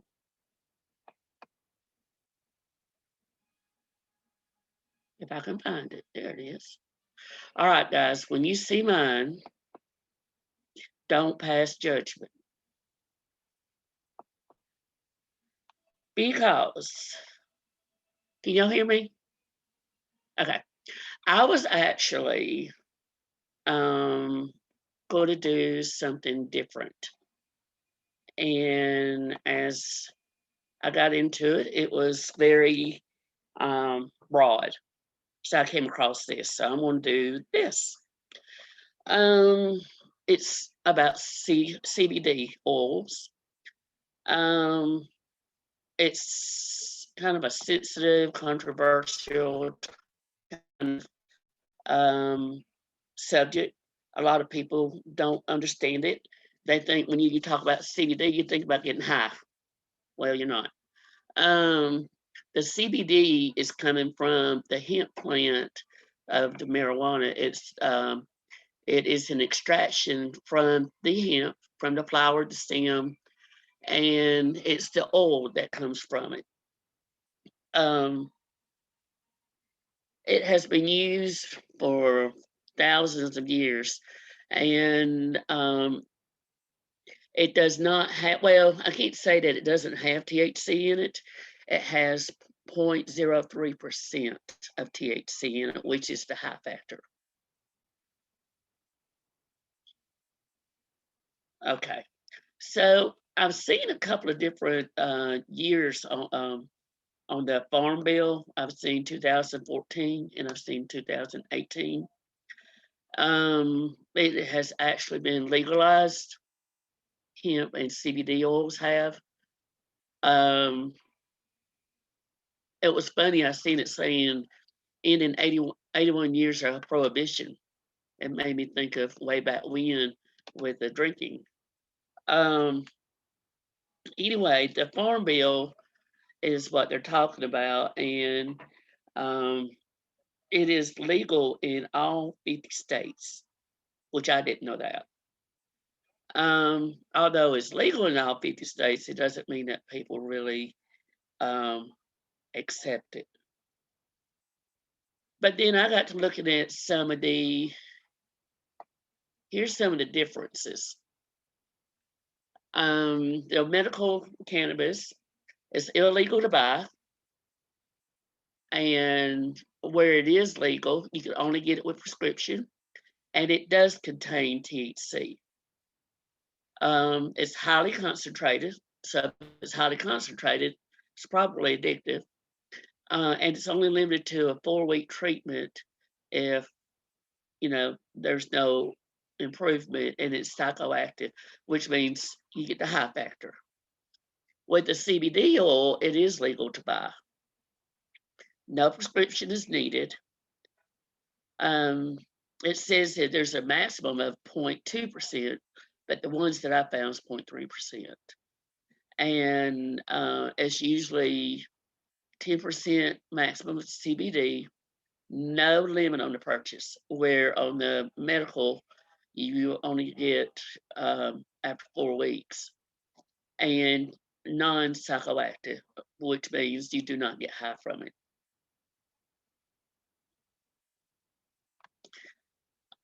It is legal in all 50 states, and here are some of the benefits for your mind. It can help with anxiety, depression, panic disorder, OCD. My daughter's OCD. I'm not going to show her that. PTSD and neurological disorders such as schizophrenia. And for your body, it's good for pain relief and inflammation. It helps to fight cancer. It relieves nausea. It promotes cardiovascular health. I didn't know that either. It lowers diabetes. It treats seizures, and it reduces acne. And for children, it can help with a syndrome called Dravet syndrome, D-R-A-V-E-T. And what that is, it's a lifelong epilepsy that usually strikes about the first year of age. And they have frequent and prolonged seizures. And they found that by giving them CBD oils, it helps with that seizure. Dravet syndrome is not typically fatal, but it can happen, and it usually happens when you're asleep.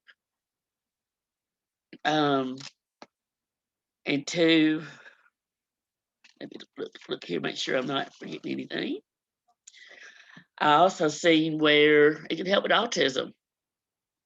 I wished I'd done a little bit more research on that because I'm an educational major myself, wanting to go into special ed. It can help adults with chronic pain. My husband has chronic pain, and he had mentioned CBD oils. He hasn't went that far yet, but it does help with chronic pain, depression, migraines, and of course, I've mentioned cancer.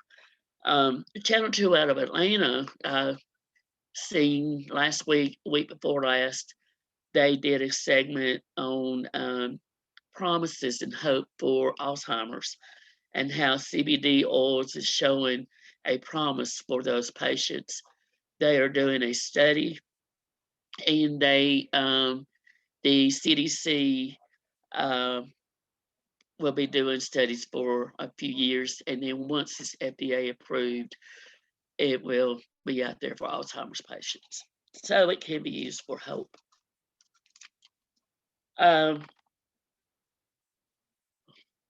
The side effects of it is drowsiness, nausea, dizziness, dry mouth, and changes of appetite. It can cause a diarrhea. So it's definitely something that it's like any other drug. It has side effects. Um, let's see what else have I got here. I think I skipped a slide. But it's CBD oil can be administered through topical creams, gummies, and oral usage. I say that you need to go to your doctor and talk to your doctor about that to get the correct dosage. The oral dosage goes under your tongue and it goes immediately, throughout the system. There are risks to CBD oils, and one of the main ones is it can interact with other medications. So what I would say is you need to talk to your doctor.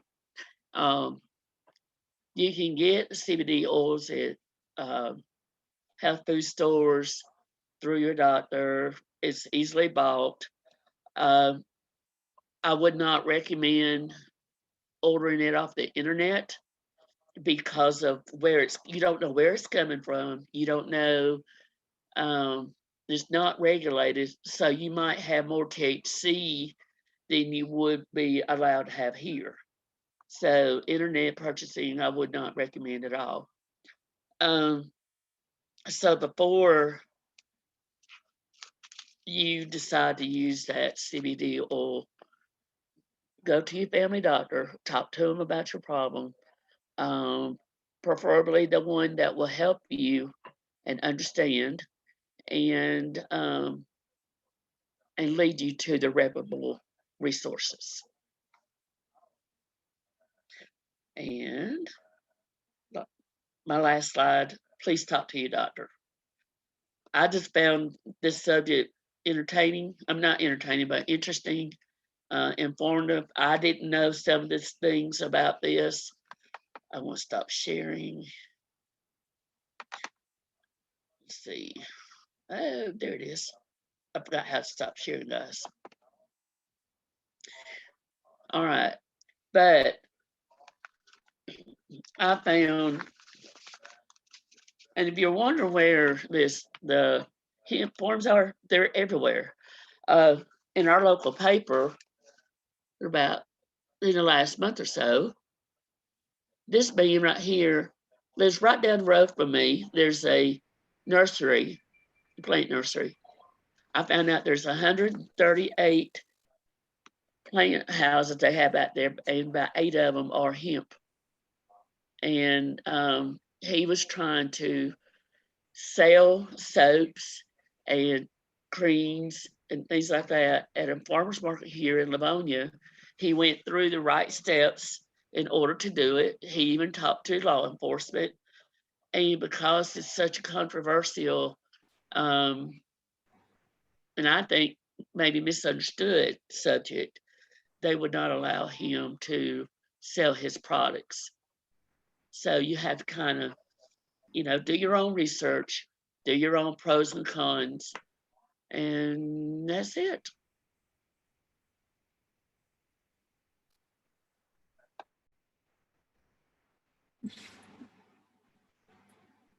Okay.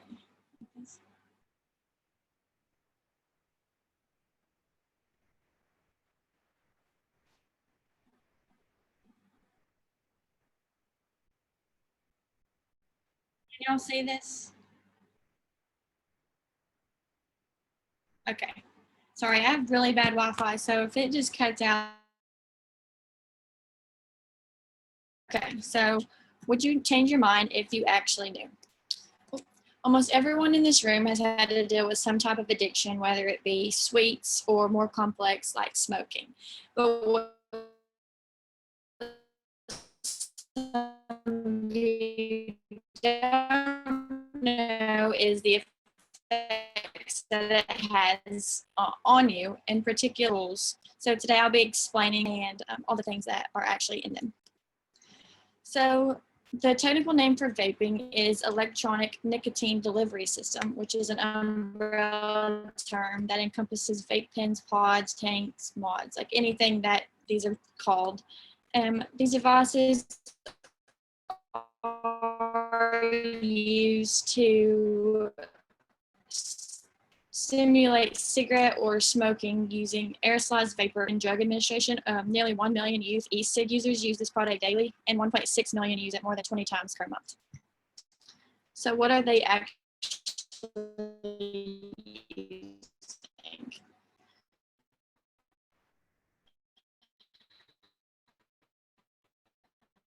An e-cig is a battery-operated device that changes a liquid chemical like cigarettes, vape pens. Advanced are becoming more increasingly popular among the youth. These look like USB sticks and have as much nicotine as one pack of 20 cigarettes. It is one of the few e-cigarettes that use nicotine salts, which allow particularly high levels of nicotine to be inhaled than the free-base nicotine that has traditionally been used in tobacco products. In fact, they said that one cigarette is equal to 1 milligram of nicotine, while one e-cig. So how do e-cigs work? To become an aerosol. The aerosol bloodstream, and then the remaining aerosol is exhaled. Some of the ingredients in the e-cig aerosol could be harmful to the lungs in the long term. For example, some e-cig flavors may be safe to eat, but not to inhale because the gut can process more substances than the lungs can handle. So what is actually in them? Vaping aerosol is not just harmless water vapor. It contains chemicals including the flavoring, which can cause damage when the lungs, when it's inhaled. Metals like chromium, nickel, copper, lead, aluminum. Exposure can have a variety of negative health effects, including brain damage and cancer. Carbonyls like formaldehyde,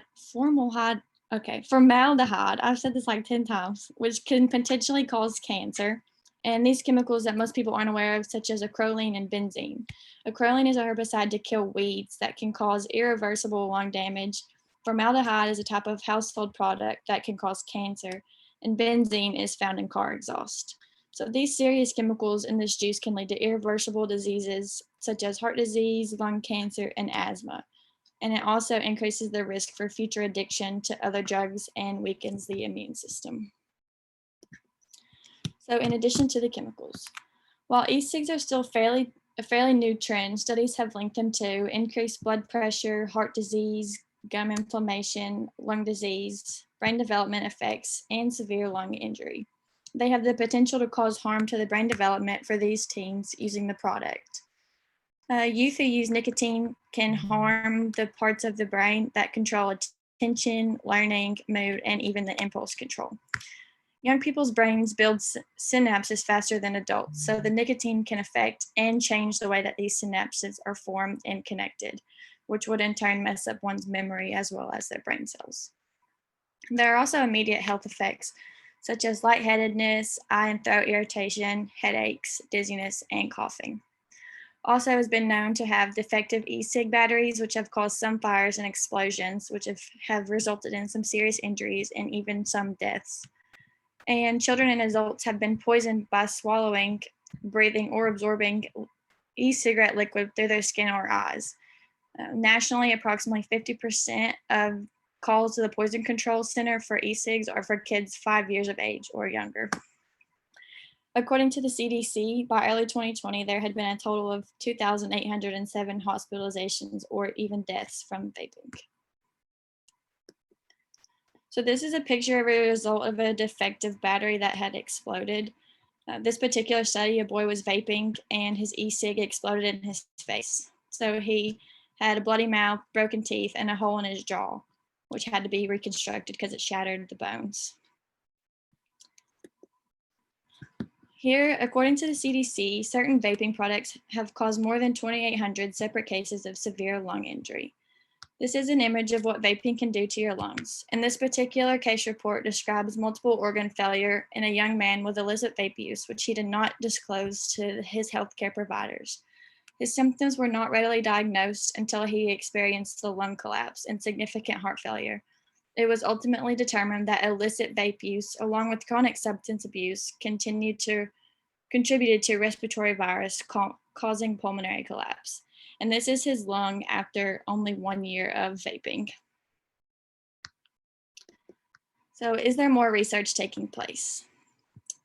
Researchers are doing their best to find out all they can about vaping devices, but because the e-cigs, vapes, and Juuls are new and constantly updating, there's no way for researchers to fully know what's going into our body or what even chemicals are being added daily.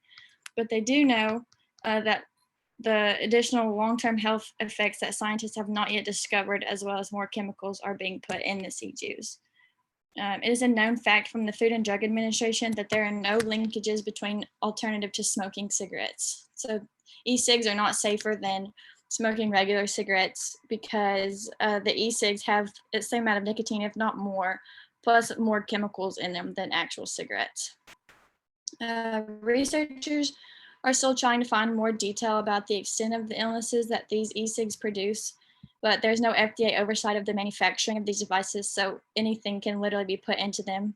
There could be a lot of harmful ingredients added. Researchers still trying to figure out what's being added and all the effects of them. So overall, perhaps the biggest obsession of today, people who are using these products do not know what substances go into them, much less what could happen to them after these substances go into their body. So everyone should know these things before they use them so they are aware of the side effects that come along with the use. And hopefully I have successfully informed you enough where you are more aware of the health risk before you choose to put substances like this in your body. And then here is my works cited. And I don't know how to stop sharing my screen. There it is. Okay.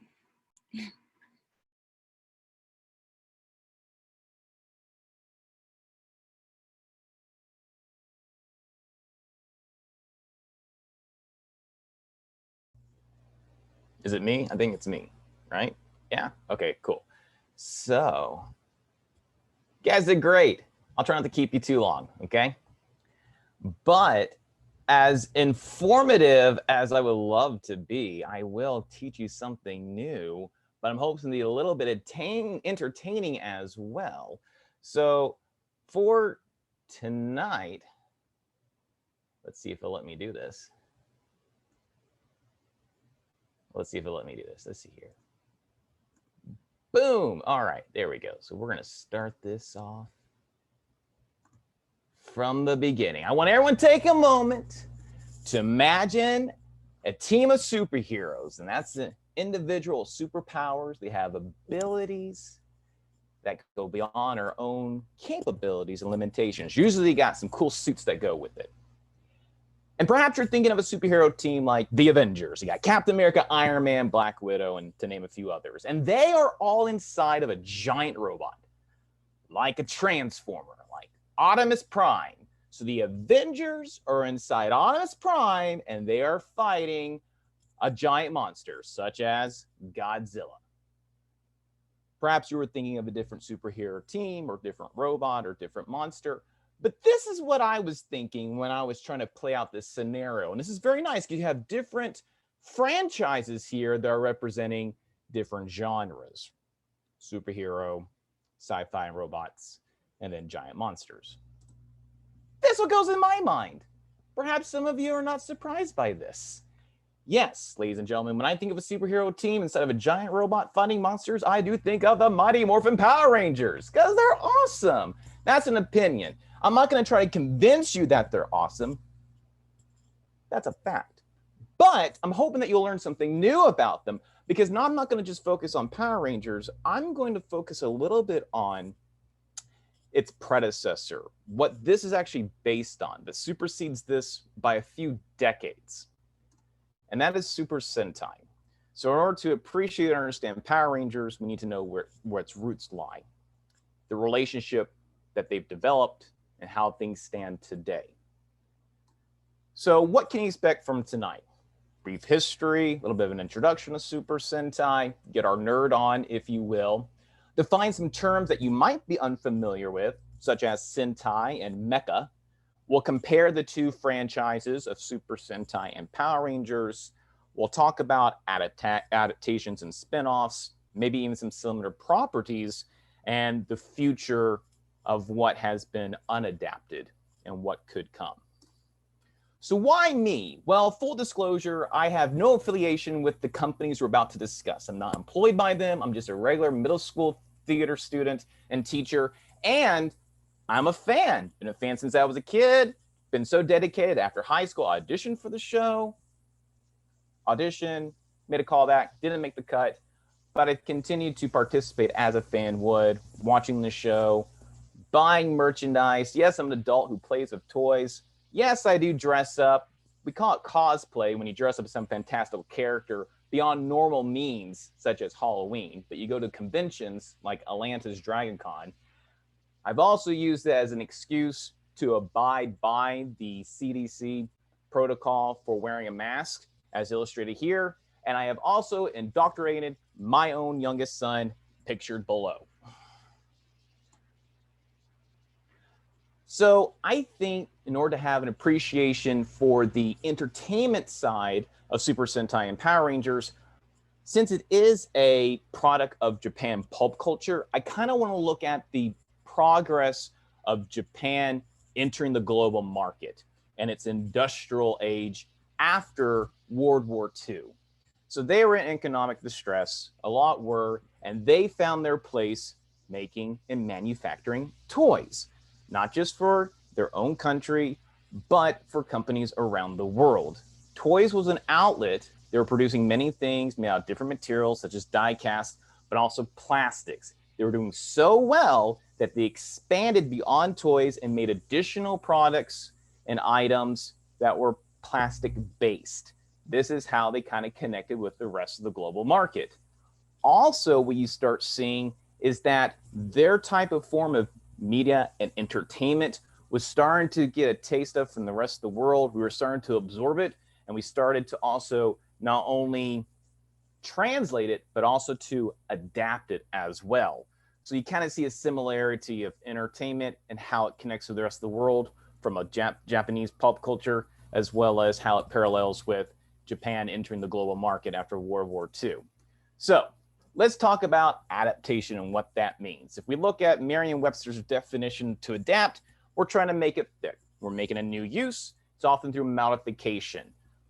The terms of this I'm meaning in relation to entertainment also includes editing, splicing, taking what from a product you enjoy or participate and want to make use of the original content, and then you have to create new content surrounding that, and then you paste it together.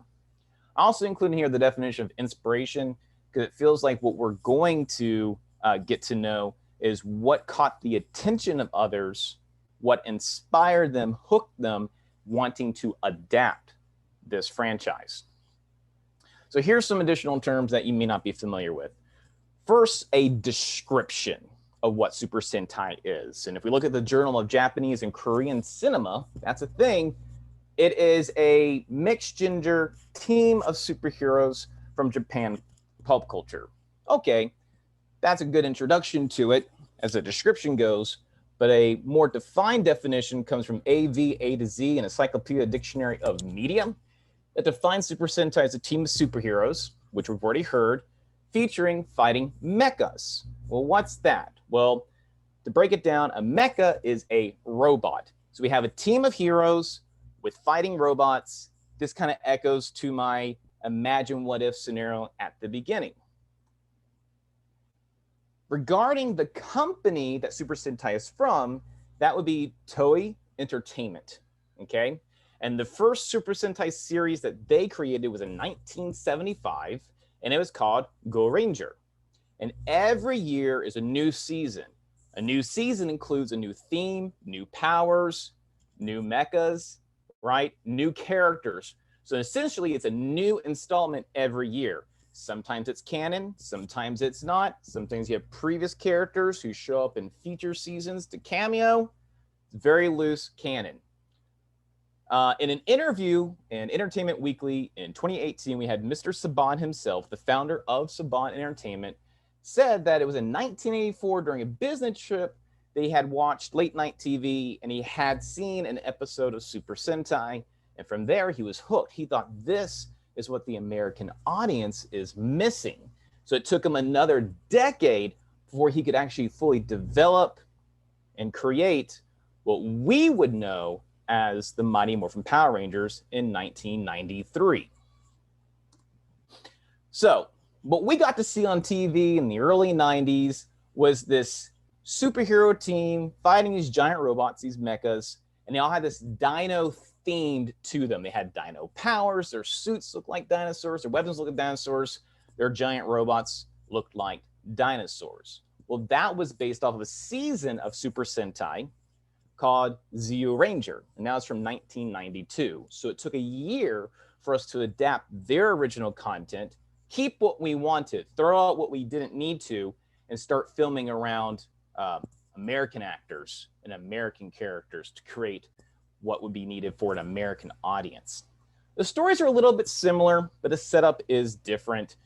The main characters in Zyuranger were ancient warriors reawakened to help in this battle that brought balance back between good and evil. And two of the warriors were brothers. One was cursed, so he was originally a foe. They break the curse, he becomes an ally, but alas, because the power of what he had was dwindling, every time he used his abilities, he would actually die slowly. So by the end, he ends up passing along some of his abilities to his brother, the Red Ranger, to carry on some of the battle, and that character of the Green Ranger dies. Well, in Mighty Morphin, we didn't go that gruesome, all right? One, these ain't ancient warriors. These are high school students with attitudes, right? Attitude's a loose term because I've met some high school students with attitudes and I didn't want to like, yay, be a hero. I wanted to. So they're all friends. The Green Ranger's new in town. One of the villains, Rita Repulsa, takes on this new character, places an evil spell on him, such as a curse, gives him these powers. They fight against each other. The Red Ranger is the one who breaks the curse. This kind of echoes back from Zyuranger, and he becomes an ally. But every time he uses his powers, his ability to do so dwindles, so it has a time limit. And before he loses all his powers, he passes some of those abilities to the Red Ranger so he can make use of those opportunities and weapons. The fun thing here, the mechas, the robots from Zyuranger, were then called Zords. So you'll hear me refer to them sometimes as mechas for the giant robots and sometimes as Zords as the giant robots. But the dino themes were very popular. So every decade has its own dino themed super team. So again, we have Zyuranger 92, and the following year, 93, American audiences get Mighty Morphin Power Rangers. 10 years later, Aba Ranger premieres in Japan in 2003, and then the following year, 2004, we get Dino Thunder. Another decade later, Kyuruger premieres in 2014. We in the States get Dino Charge in 2015. And Ryo Soldier, which just came out in Japan last year, has just recently been adapted into Dino Fury here in 2021. You can find it on Nickelodeon. I think they just released the first season also on Netflix.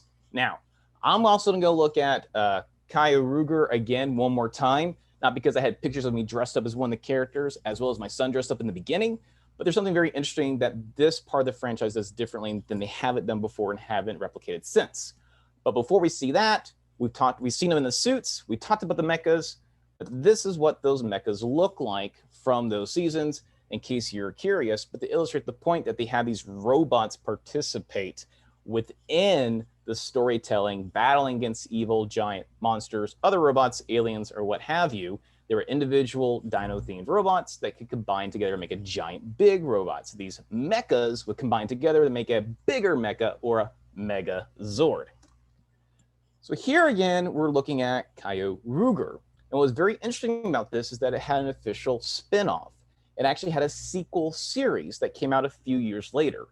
What's interesting is that Japan didn't produce it. Toei didn't.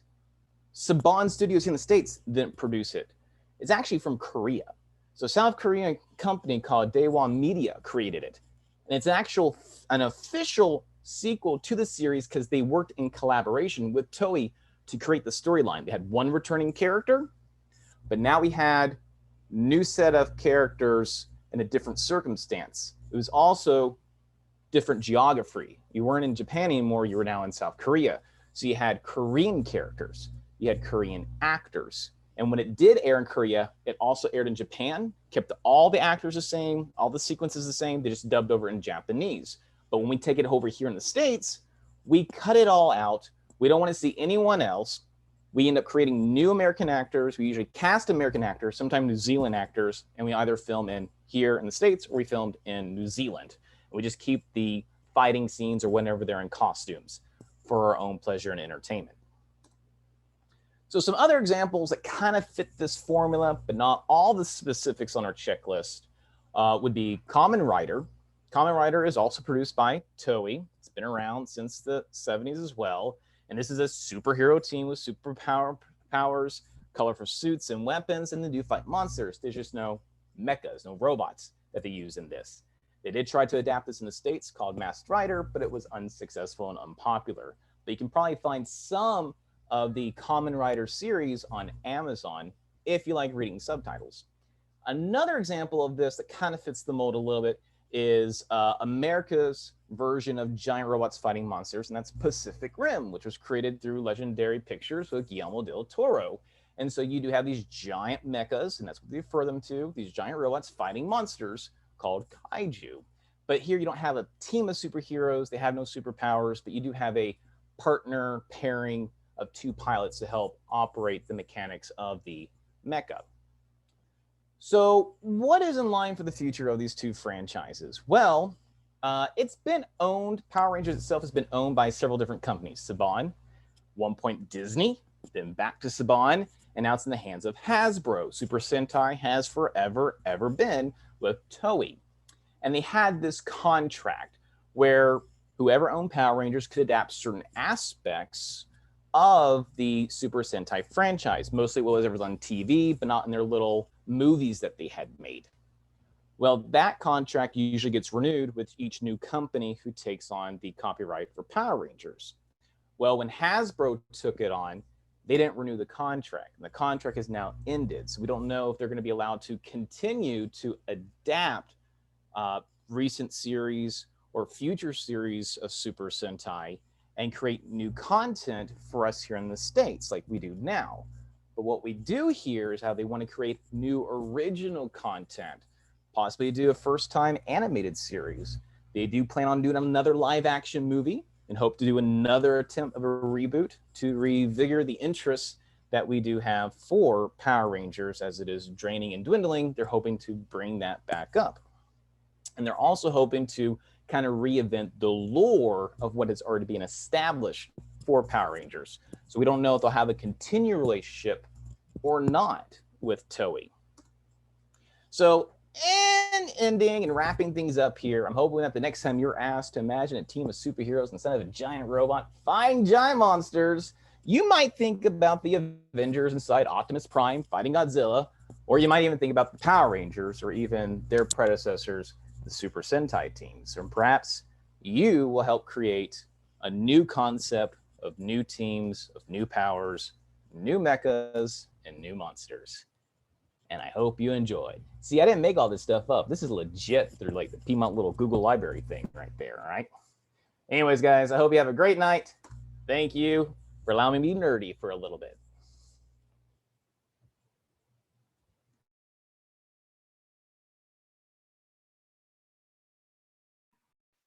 That's everyone, isn't it? Okay. Well, I think we're good to go. Good job, everyone. Good job, guys. See you next week.